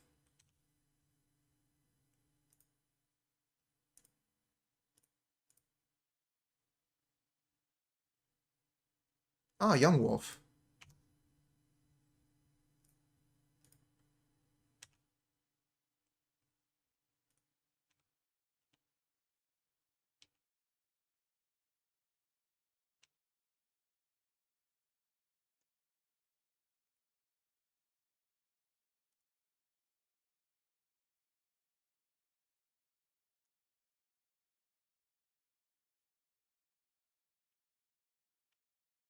Now we have Chord of Calling X's 3.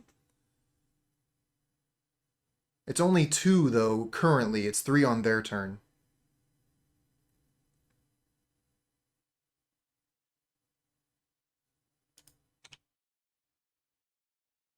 Probably don't want to play 1-drops because of Charm. I mean, I gotta do something. And Yawgmoth is good against Sweeper.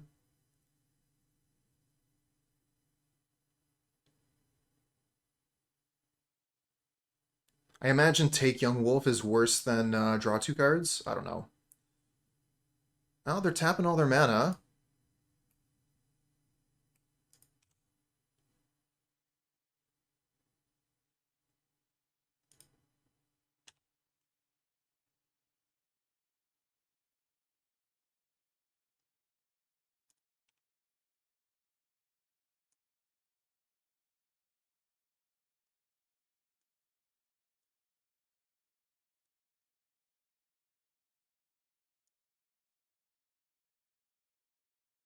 Could just go get Grist here.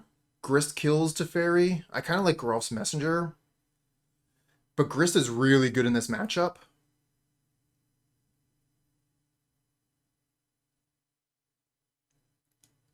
If we go get Geralf's Messenger, that's 5, 6, 7, 8. Put them to 4. It's not enough. I'm going to get Grist.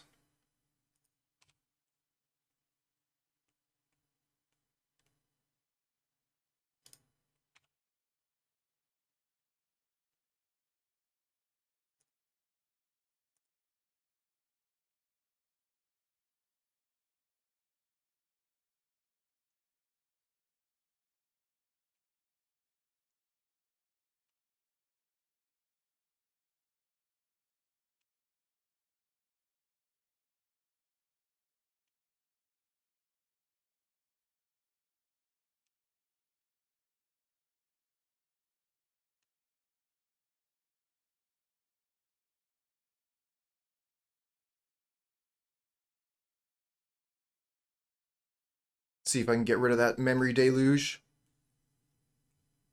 No, they just have Counterspell here.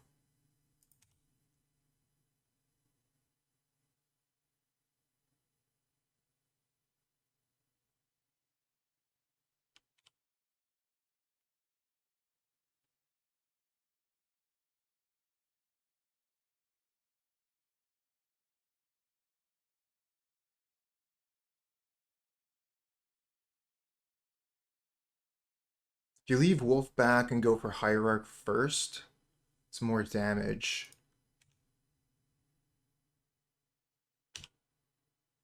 Oh, we just draw Yawgmoth off the top.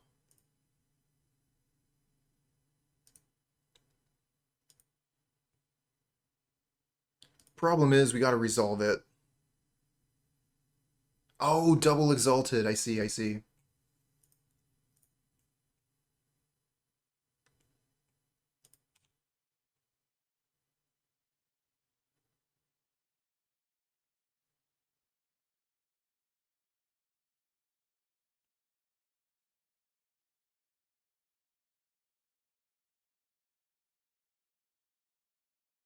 Gain control of Young Wolf.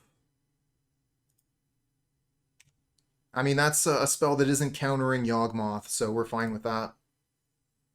And if they want to block this, we get our Young Wolf back.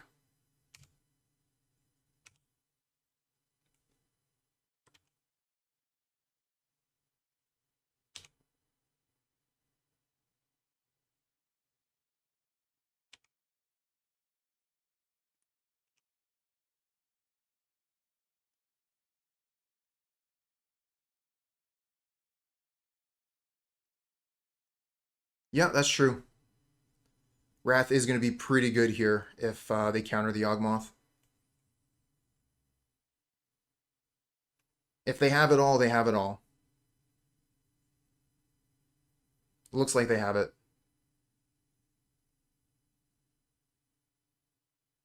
Another Archmage Charm here.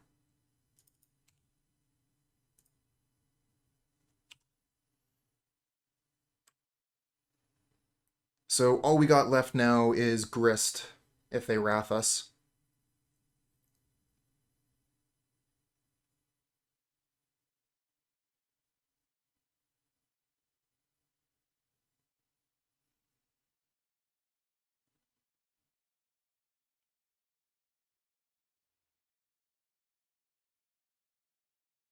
If we got Messenger, they'd be at 1. There's a Teferi. Teferi doesn't block bounce Planeswalkers, though. They can just tick it up and then Wrath during our turn.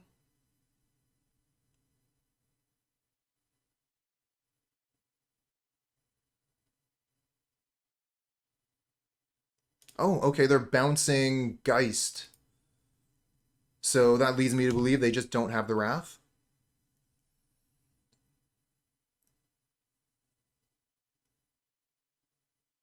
Lucky for us. Probably setting up a counterspell for the Strangleroot Geist.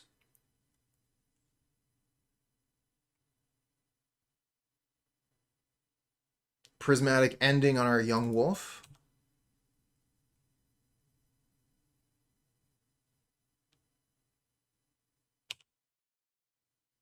Oh, we get another Yawgmoth? How much mana do we have? So we can go Strangleroot first, then Yawgmoth?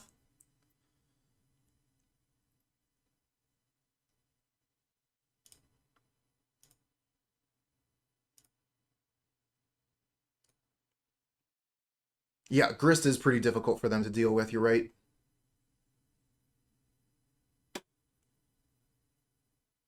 So you have Counterspell for the Geist. We're going to kill the Teferi with the Insect, and then play Yawgmoth.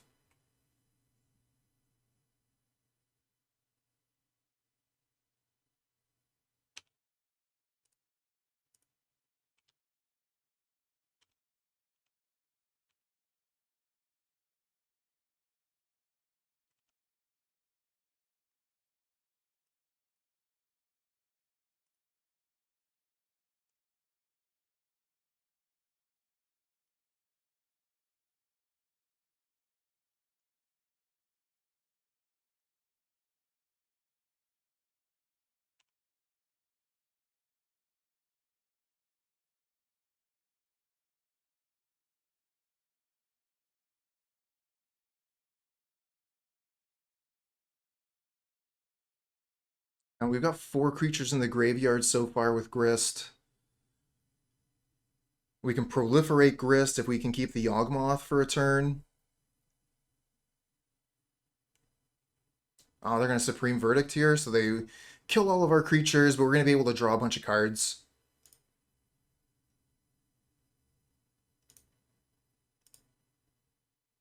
No target, sacrifice this.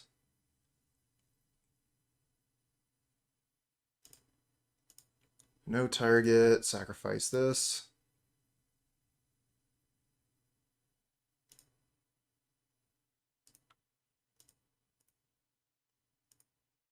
Just seeing if I can draw a Chord of Calling here.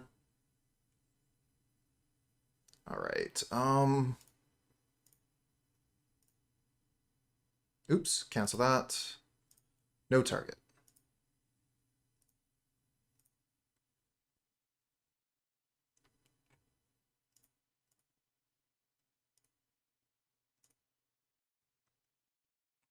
Another Yawgmoth to replace the one we're losing. Okay.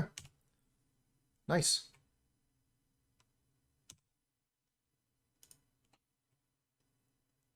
They have 2 cards in hand. We have 6.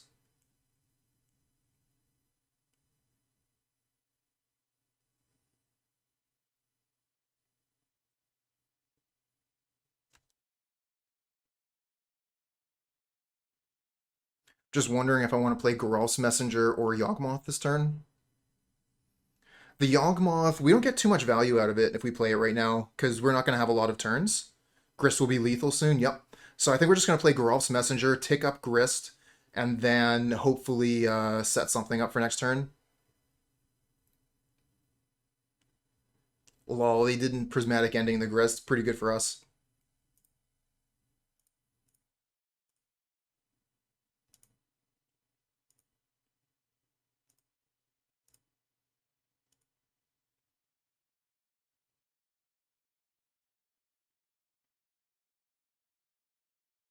Yeah, well, I mean, they have green mana, so they could absolutely kill the Grist.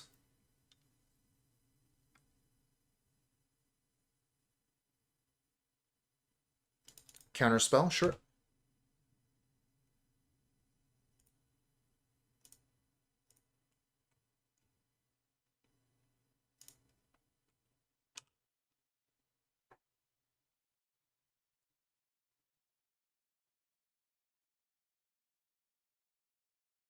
They could kill our Grist right now with Colonnade.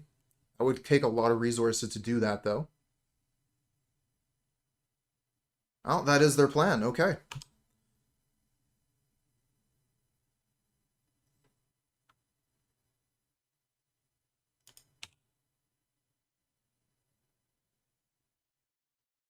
Grist got a ton of work done.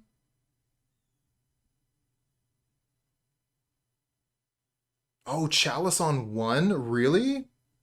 What does that hit? Alright, so we have 1, 2, 3, 4, 5, 6 mana. Sorry, 6. So we can go Geralf's Messenger, sacrifice it, go get Yawgmoth. Or we could just go get another Geralf's Messenger, actually.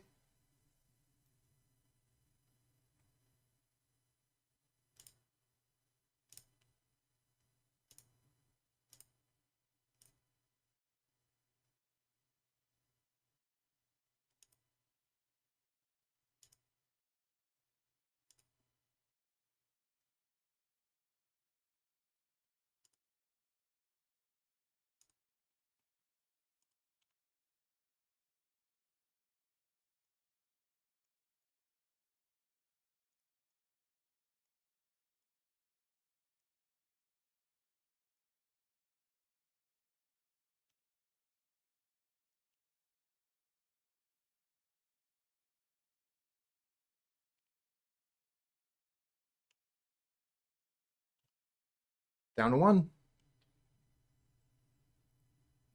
Took a lot of time off my clock for this one game, though.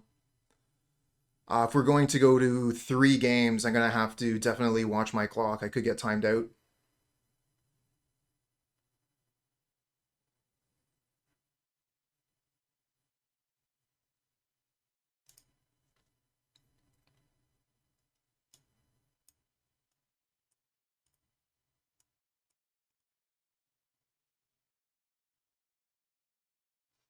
Endurance for Flash might be good.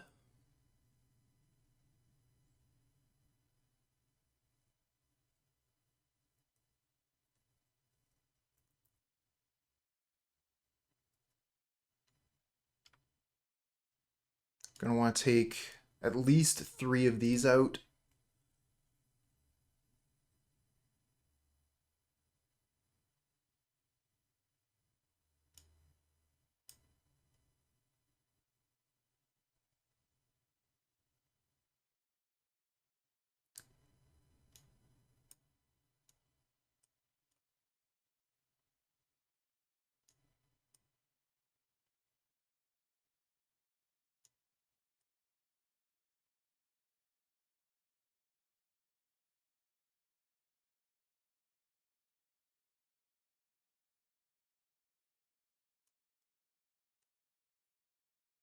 Yeah, the Outlander could be good. It'll have a couple of targets.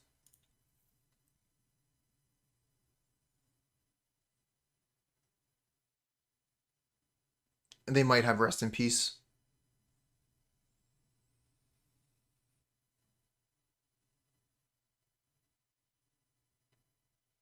That's the thing, right? I don't know exactly what their sideboard hate card is going to be, but it probably will get hit by Outland Liberator.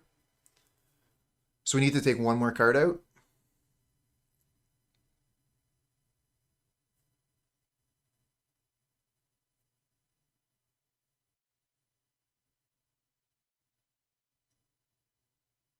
Maybe Innkeeper? We don't really need the life.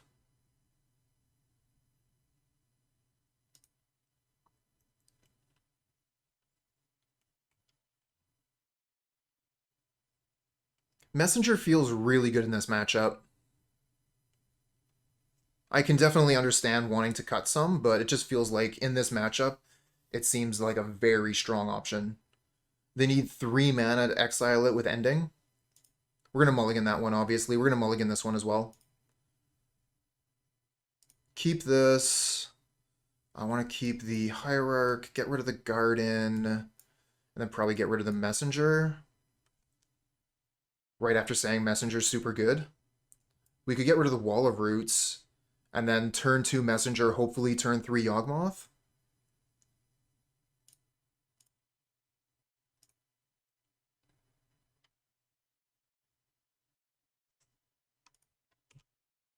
More than likely, we'll probably just lose our Hierarch here.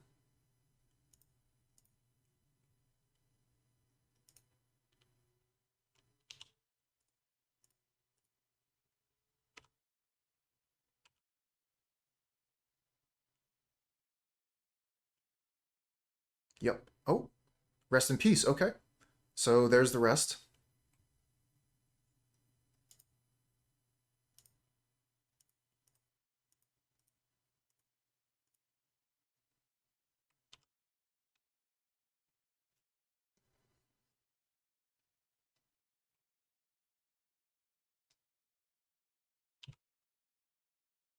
Ah, young wolf.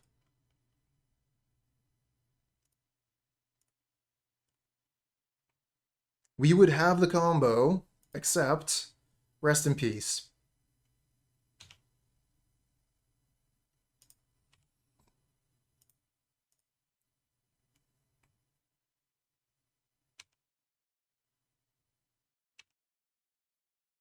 Oh, that's some damage.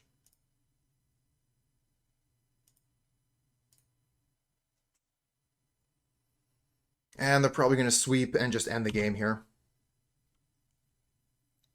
Rest in peace into sweeper. That's what I'm expecting. Draw 2 cards. Look for that sweeper.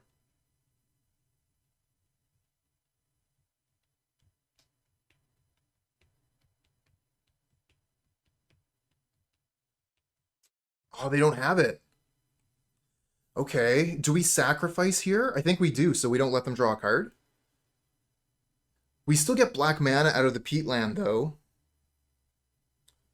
I'm going to sacrifice it.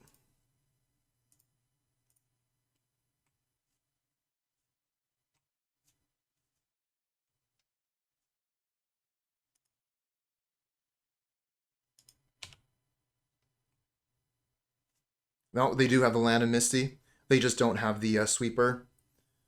Sakodi, thanks for the follow, friend.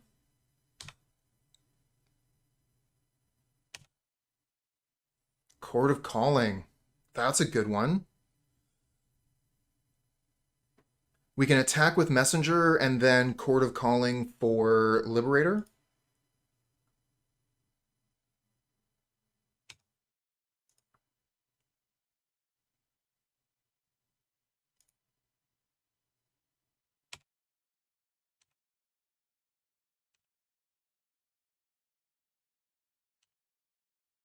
You like the deck now that you're watching it, as opposed to playing against it?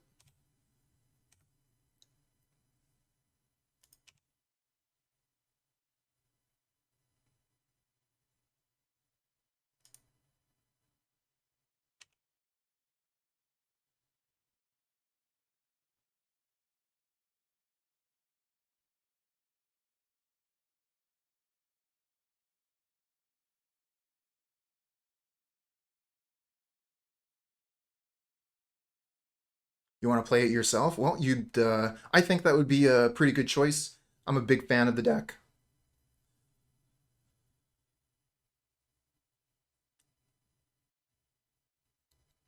Yeah, a lot of options both in the way you play it and the way you build it. Okay, Prismatic Ending on Geralf's Messenger. Nothing we can do about that, really. We don't have Spellskite anymore.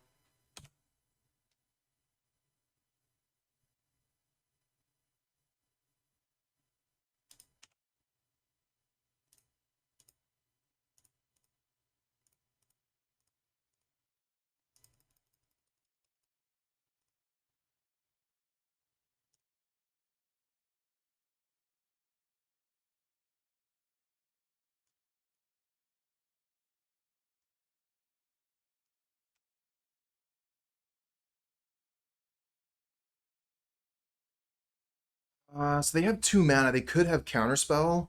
I kind of think I just like play Strangleroot Geist attack here.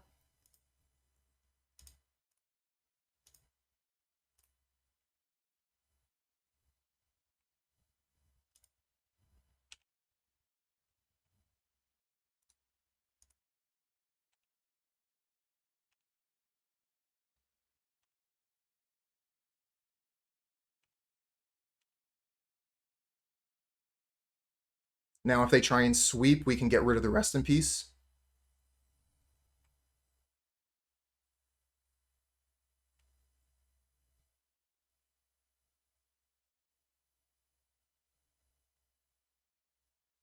Now they have something. 5 mana for Teferi. That feels pretty good for us. If you're casting 5 mana Teferi, I think we win. Like, what could they have at this point? Yeah, there we go! We beat Control! We've got a positive record guaranteed. 2-0 against Control. That is sweet. So, our lands are kind of hiding from us here. We could keep this hand, and it's good if we draw land, but if our Ignoble Hierarch, sorry, dies, then this hand is absolutely garbage.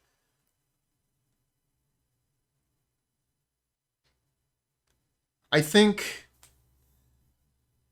we have to mulligan this.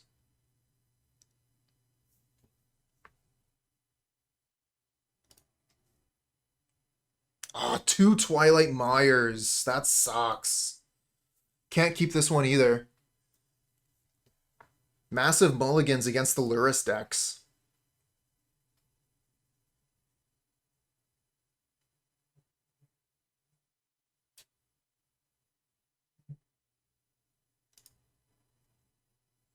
Alright, so we can keep this one. It looks like our opponent is mulliganing along with us, but they're playing a Tron deck, I think. So they're going to be feeling pretty comfortable at their multi-6. And, I mean, this hand is such garbage. We can't really even do anything with it.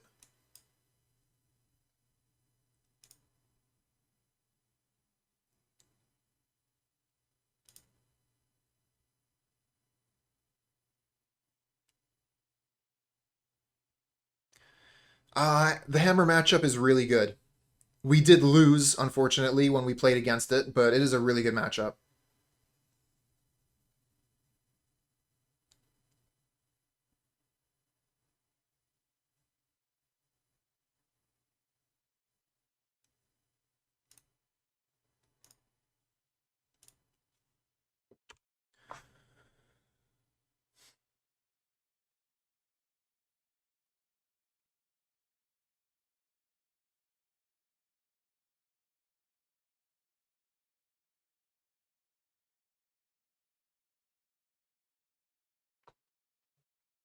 Bloodstained Mire. So this might be Rakdos or Mardu.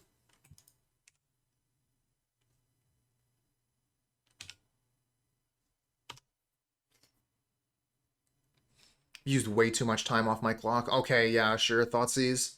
You get to see my terrible hand. Thoughtseize me when I mulligan to 5 on the play. Seems really strong for the opponent. Could be Jund Saga, but it could also just be Rakdos. Aspiring Spike has been playing Rakdos lately. So a lot of people want to be like Spike.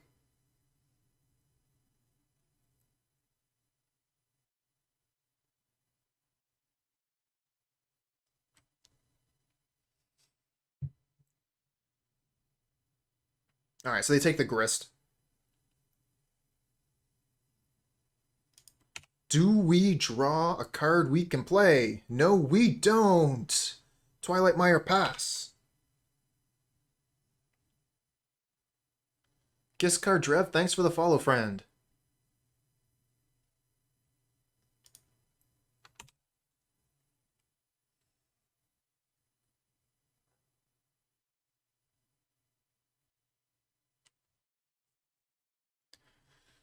Overgrown Tomb. Okay, so now we know that it's Jund. They dash the SagaVan. We have nothing to do.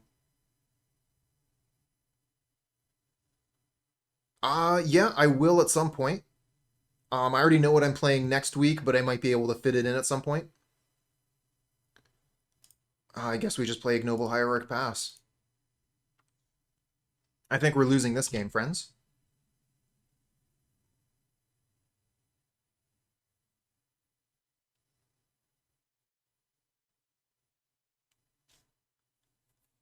But I mean, our chances weren't good right from the start, you know? I think that we just have to let this hit us, as much as that really sucks. We can't trade with it. We didn't get a young wolf. You want to play a Wall of Roots for your 2 treasure tokens? It's probably pretty good. Hey, stream team. Thanks for joining us. Hey, all right. Well, thank you very much for the kind words. And great choice on decks there. Oh, wow. Ren 6 to kill the Ignoble. I guess we get to play Geralf's Messenger Pass here. But they're going to be able to hit us again with SagaVan. 3 hits from SagaVan. Ouch.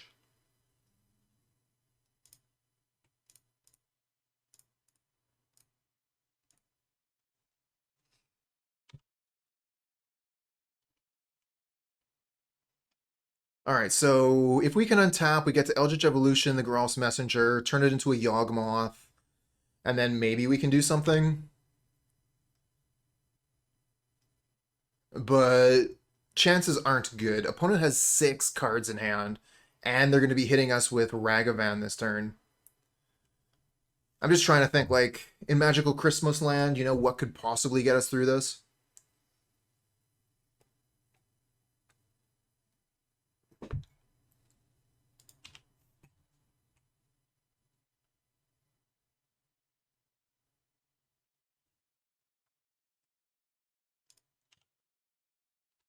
I should just be hitting F6 here. I don't need to use any of my clock during the opponent's turn. We're going to need that clock for game 2. You want to play a Geralf's Messenger? Seems pretty good. No, they got other plans. They're going to kill our Geralf's Messenger with Unholy Heat, and then probably kill it again. Yeah, they can just take the whole combo from us, right? The unfortunate thing is that if they start the combo, the creatures come back on my side when they undie. So I could Khalni Garden, uh, Eldritch Evolution, and go get Strangleroot Geist, put the Ren 6 to 1. I could Khalni Garden, then hold up Chord of Calling to try and block their SagaVan.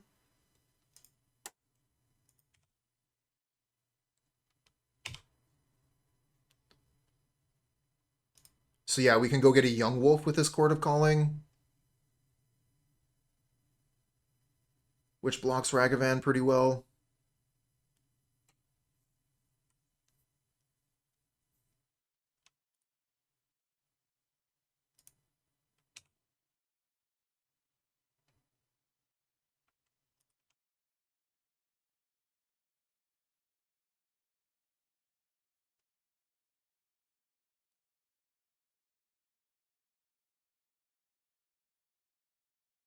Oh, there's a Tarmogoyf.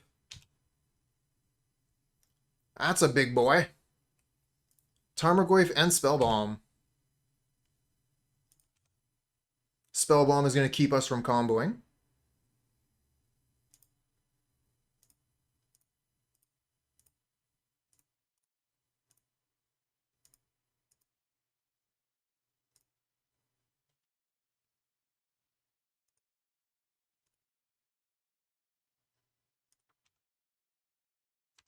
Another evolution. Imagine if we could evolution this turn, we would win.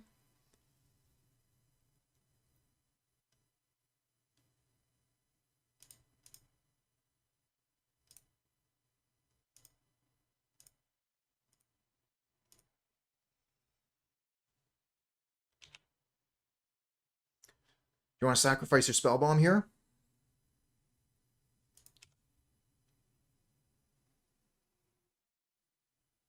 So we're going to take a pretty big hit. I guess we could go get Grist to kill their Tarmogoyf. That seems pretty good. But then they're going to be able to SagaVan kill my Grist. I only have 1 Geralf's Messenger left.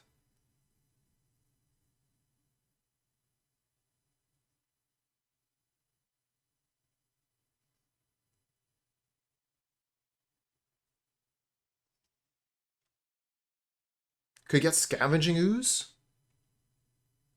But they don't have any creatures, so I can't get any life with it.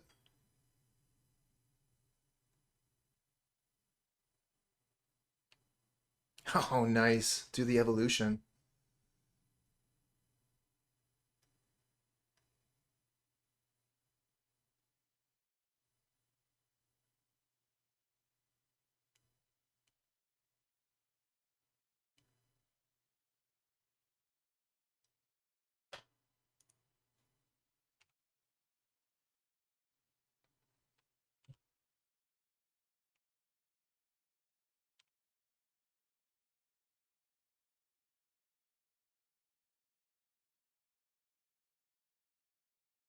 Yeah, we went for Messenger here. We're going to take a bunch of damage from Tarmogoyf and Ragavan.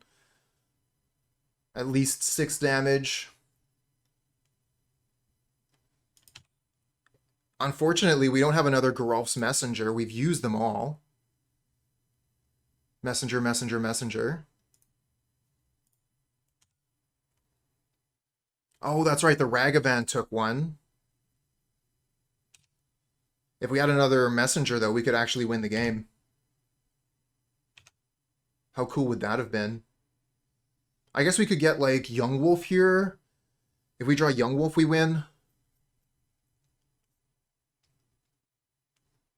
I think basically any 1-mana creature wins us the game.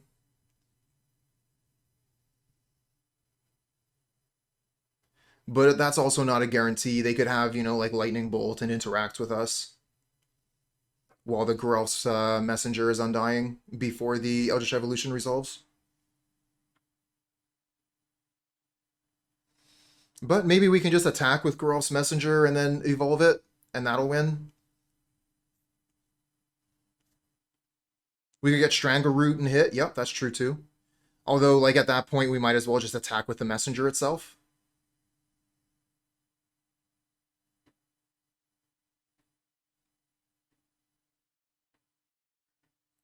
What do you got? Is this put Luris to hand? Colligan's Command, discard a card. No! You're making me discard my evolution. No! That was my win. Ah. That was how I won the game. Alright, we can still win here. We can draw Strangleroot Geist. Or Yawgmoth. Strangleroot or Yawgmoth or Eldritch Evolution. Yes! I can't believe we end up winning this game. Thoughtseize bug. Never didn't have it.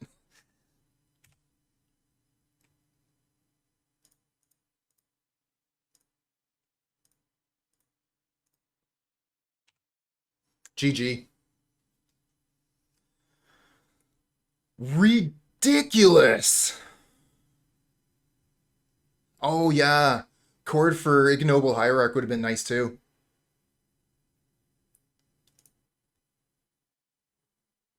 That was crazy. Alright, I like taking out the dorks in this matchup. I want my Endurance. I want my Obstinate Baloth. We can bring in Liberator. We can bring in Veil.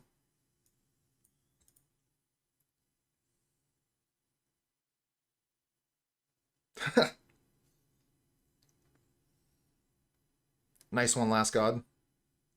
Yeah, Shauna, you're not a fan of Jund Saga, huh?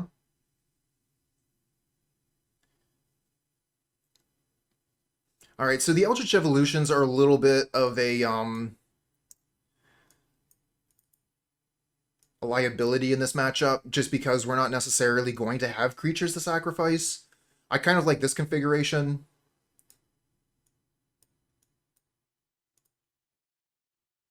Even Thran is reasonable. Yeah, kind of. It is pretty good against the removal. It blocks everything.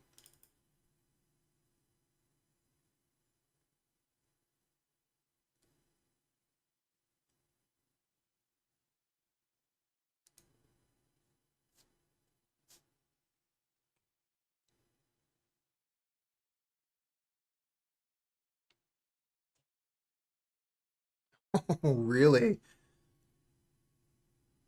Oh, this hand, though. Why did it have to be Dryad Arbor? This hand is fine if it's not Dryad Arbor. But if we keep this, we play Dryad Arbor, they get to kill our turn 1 land drop with, like, Unholy Heat. Oh, this is even worse.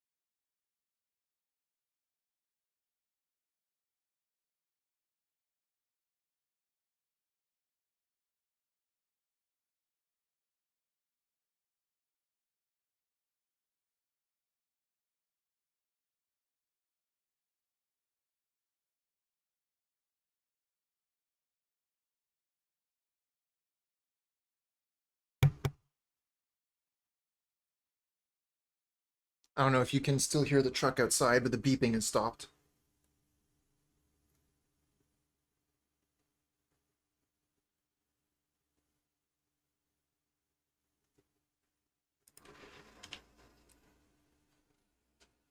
Urza's Saga for a spell bomb. Beep beep.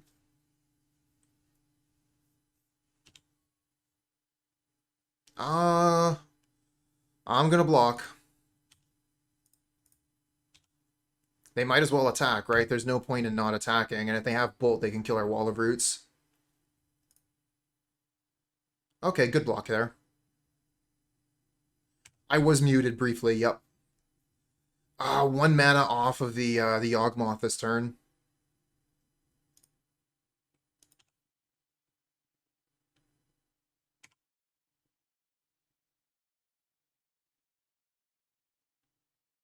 Attack with Wall of Roots, let's go!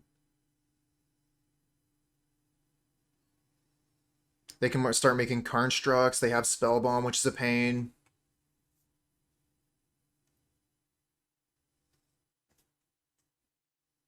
But we got 4/4.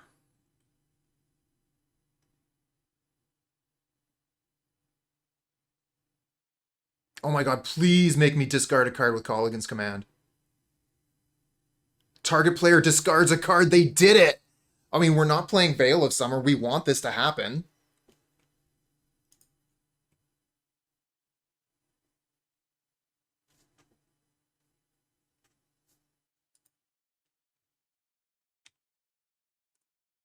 Obstinate Baloth. Let's go. How do you feel about that, opponent? How do you feel about that one?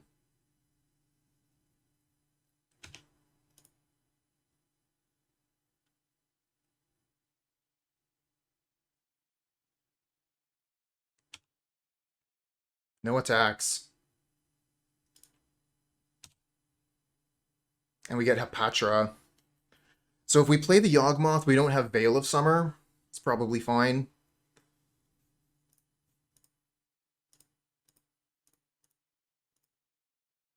We'll have Veil of Summer during their turn.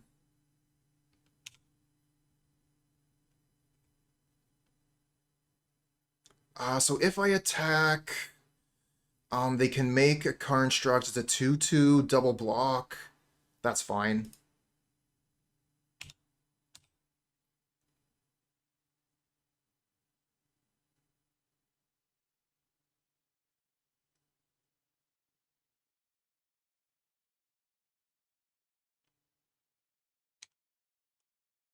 Oh, this was maybe a mistake, because now they have 4 card types in the graveyard, and they can kill Yawgmoth with Unholy Heat. That was probably actually a mistake. I should have just not attacked. Yeah, that was stupid. Should have seen that coming.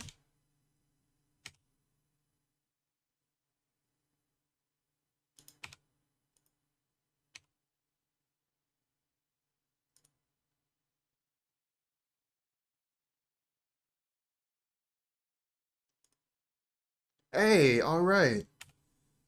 The perfect complement while you're sleeving up your deck.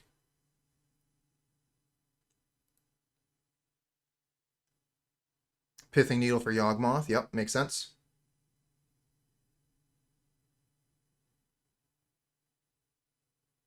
And my Obstinate Baloths are outclassed by their constructs. Can't really block here. Need fresh sleeves for big tournament? Always. No blocks.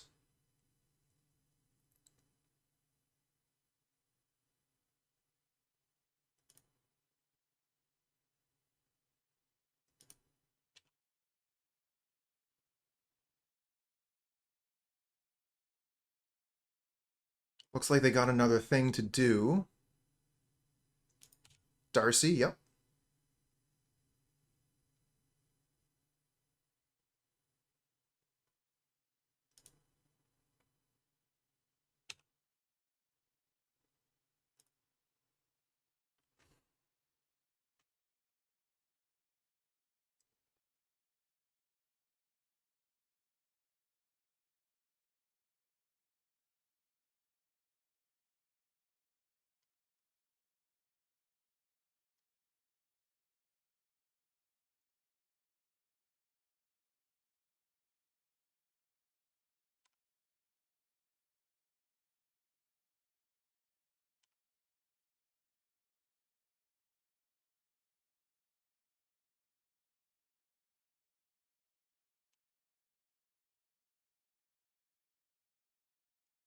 Ooh.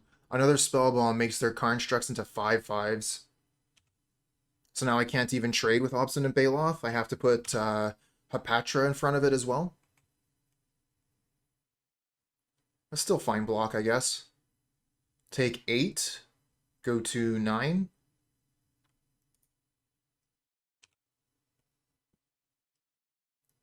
Oh, okay. Just the Dragon Rage Channeler coming in. Alright. No blocks, obviously. And we'll draw a card with Peatland here. These Veils of Summers are just rotting in our hand, doing nothing. I mean, we would have got something good out of Veil of Summer if we had used it on the Call Against command.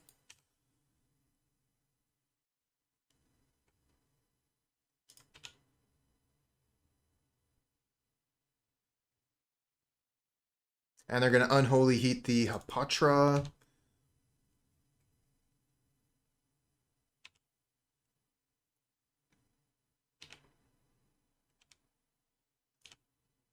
Get Innkeeper. Innkeeper and Wall of Roots. Not looking good, friends.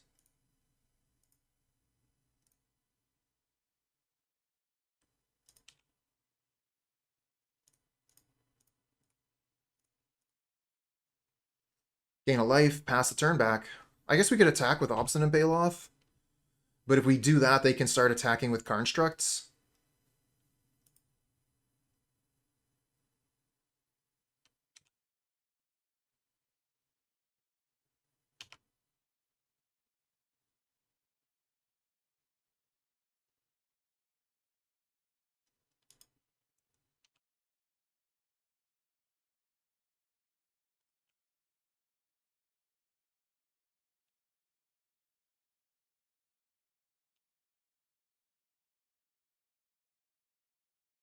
Oh, they're going for it now.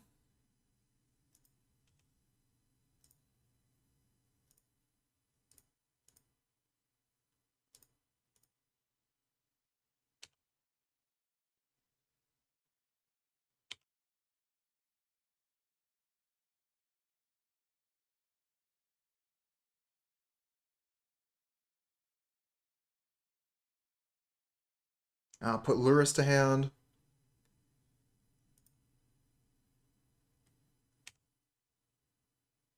We find Endurance. That's a pretty good piece.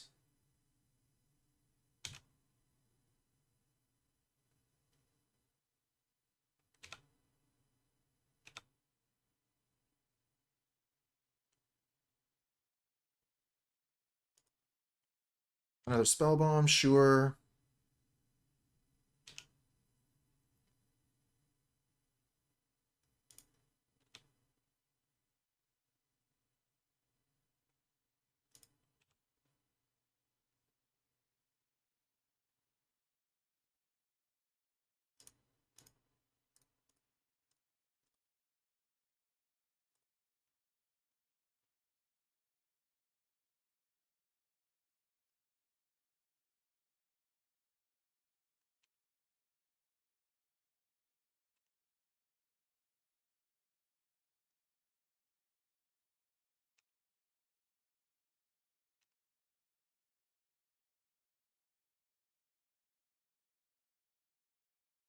All right, so we can finally get a little bit of value out of our Veil of Summers here.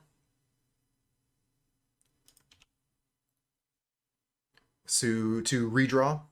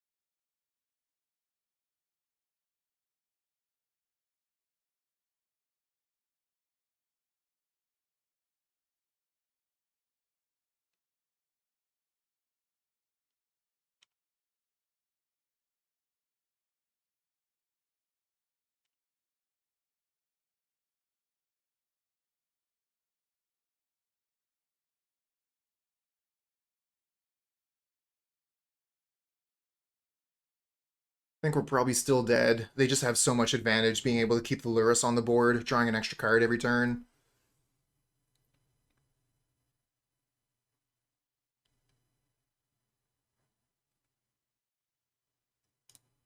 Renin 6. I think that might be game. Kill the young wolf. Keep it off the board with Spell Bomb. I only have 2 blockers. I might still be able to stay in for another draw step. Oh, okay, they're going for a land here, so we're going to be able to block with Young Wolf.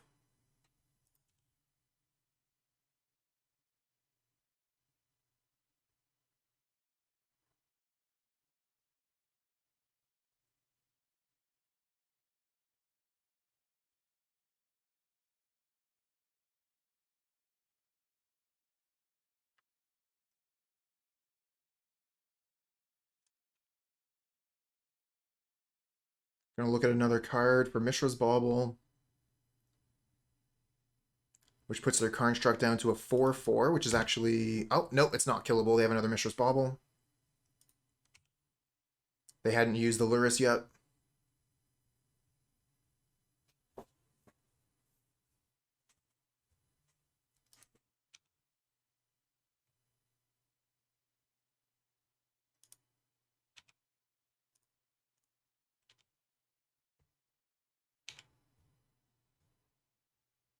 We are ahead on clock at this point, so that's a good thing.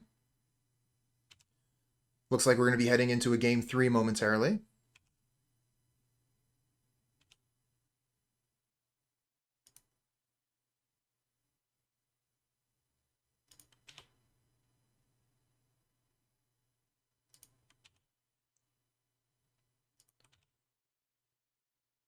We get a Geralf's Messenger. Oh, we don't even have triple black? We can't even cast it.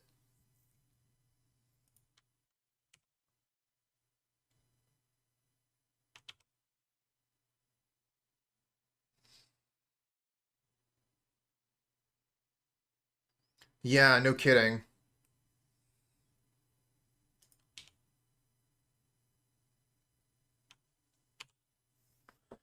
All right, I'm just going to F6 here, make the opponent swing in for the lethal attack. It'll take a few seconds off their clock.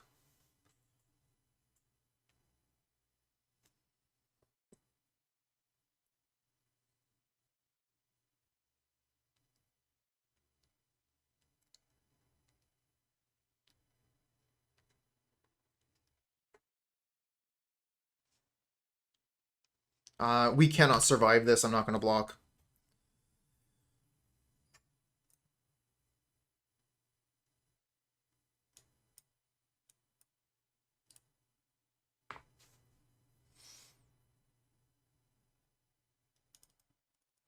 All right, so they've seen the Veil of Summers. We're going to take them back out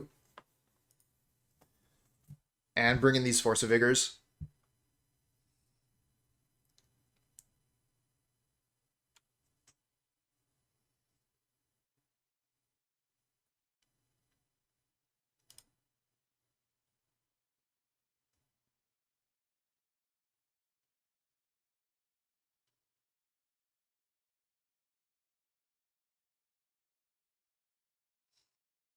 Nine minutes to play a match should be plenty of time for the opponent. We've got 12. Should be enough time for us as well. This hand is really not good. We have just been getting terrible hand after terrible hand, but I'm actually going to keep this one.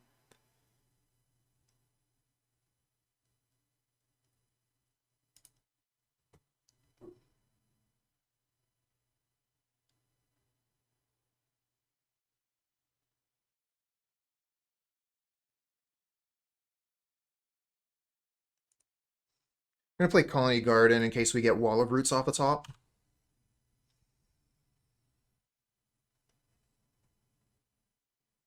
It's also very good with a Chord of Calling.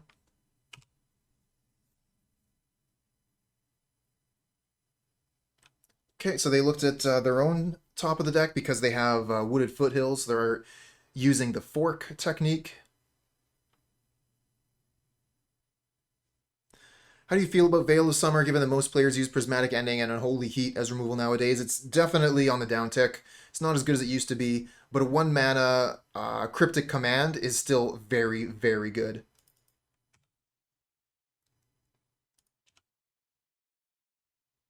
Hey, a Liberator? Okay. So we could just play Liberator here and pass?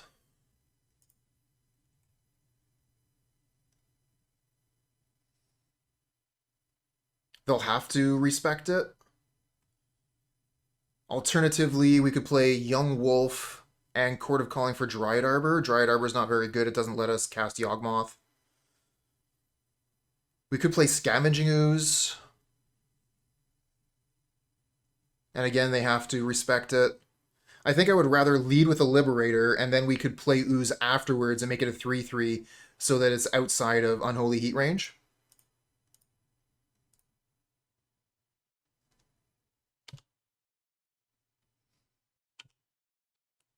Plant stays home.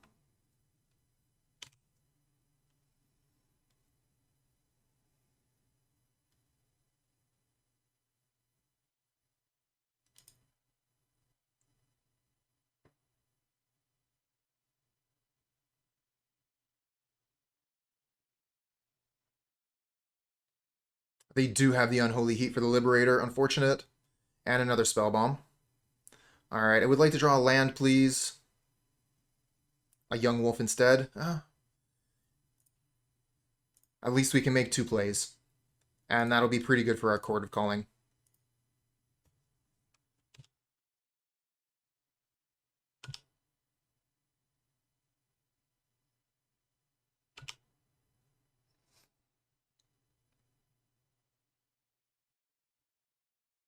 There's Wrenn and 6.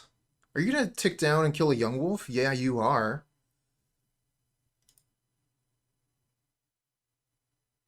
Well, that definitely neuters my Scavenging Ooze a little bit.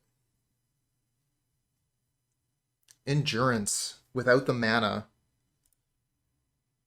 This was a 2-land hand. We're turn 4. We haven't drawn a land. Unfortunate. Going to attack the Wrenn and 6.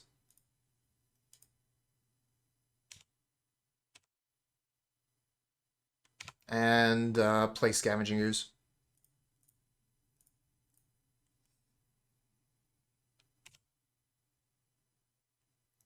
We do have the Endurance available as a response. Something interesting we can do is actually evoke Endurance and then cast Chord of Calling, so it gives us like an extra mana for Chord.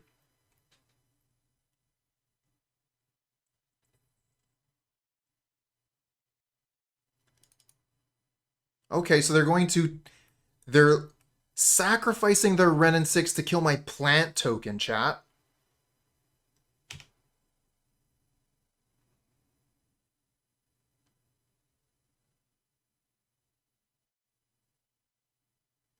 Ah, that makes sense. Another Wrenn and 6.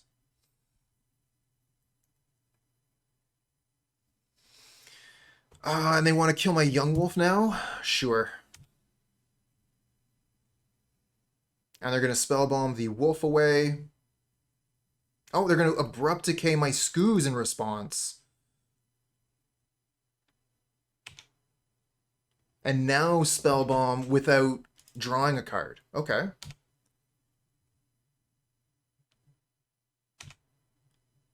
They have 2 cards left in hand, and they have a Wrenn and 6. But we have an Endurance. So if we're able to draw land here, we can keep them from getting a land back with Wrenn and 6.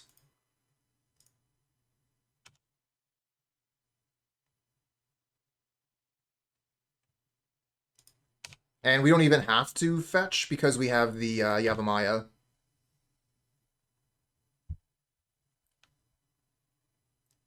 Alright, so if they uptick, we are going to Endurance. Oh, that would have been a good idea. Yeah, I should have done that. I don't know, like I wanted to get the value from the Wrenn and 6 uptick for nothing. No punish.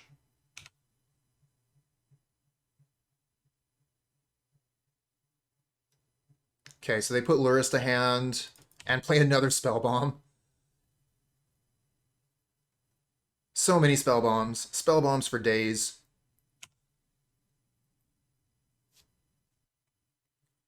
Okay, we got Overgrown Tomb. Hey, Stream Team 3000, open a chest. If you can wait until Sideboard, then we'll get right with you on that.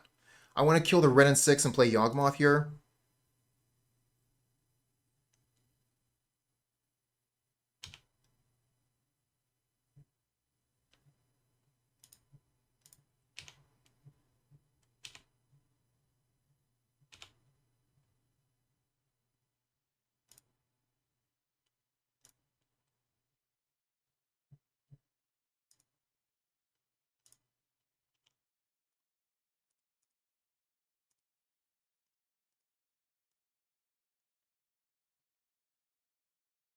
Is Proliferate worth using against Saga? That's not something I'd really considered before. It might be.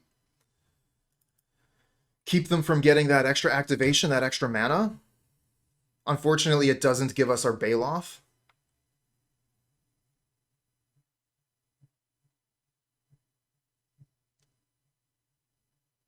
Oh, they have an Abrupt Decay for Endurance. We're just going to have to sacrifice it in response so we can draw a card.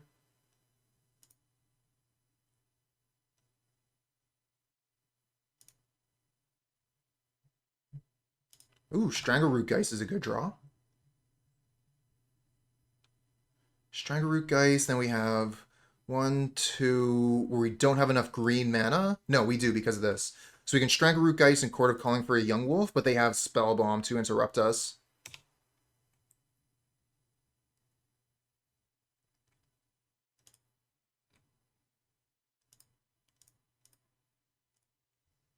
Could just attack for 4.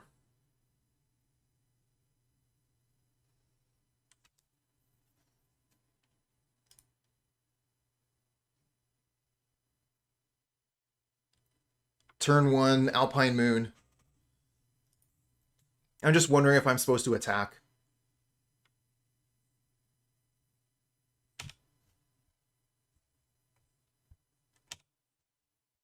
I'm going to do Chord of Calling for Yawgmoth instead. Yeah, it's pretty close between attacking and not.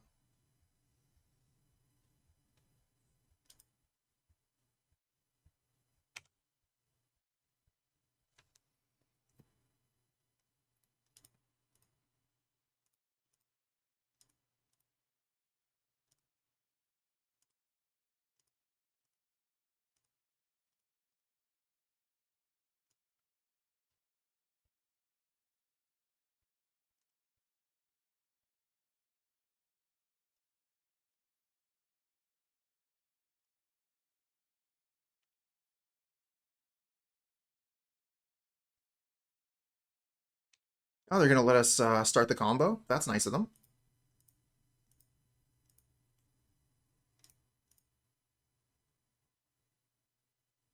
Okay, so they are going to activate the Spell Bomb, which does kill the Construct, which means they don't get...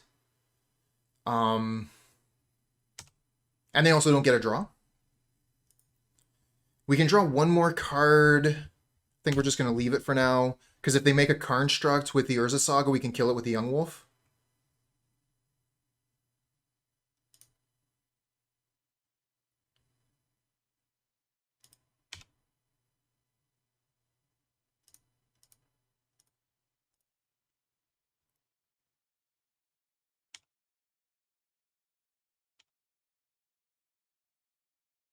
And opponent has 5 minutes left, and they scoop! That game, I didn't think that game was over yet, but opponent disagrees. We get the 4-1 with Yawgmoth. Hard fought. Good.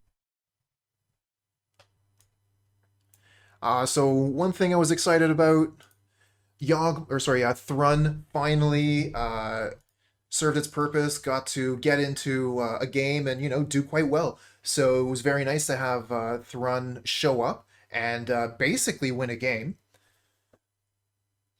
Otherwise, I think that I might be ready to try a new Yawgmoth list. We'll see which way I decide to build it. It'll be 2 weeks from now, so I'll have some time to make some considerations. Maybe we'll go for Spider, maybe we'll go for Ivy Oak, maybe we'll go for 8 Dorks, who knows? And then as far as the sideboard, I'm going to be paying attention to whatever Demonic Tutors is doing, and probably just copying them, if I'm being honest.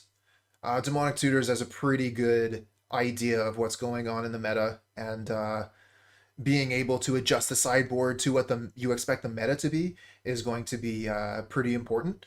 Endurance has just been, a very, very solid Magic card. I'm still very happy to be playing 4 of those in the sideboard, but yeah, there could be some other things that might like to look at, like there was some talk about Fatal Push, and then also, if I went so far as to add the White Splash, there's quite a few nice sideboard cards there.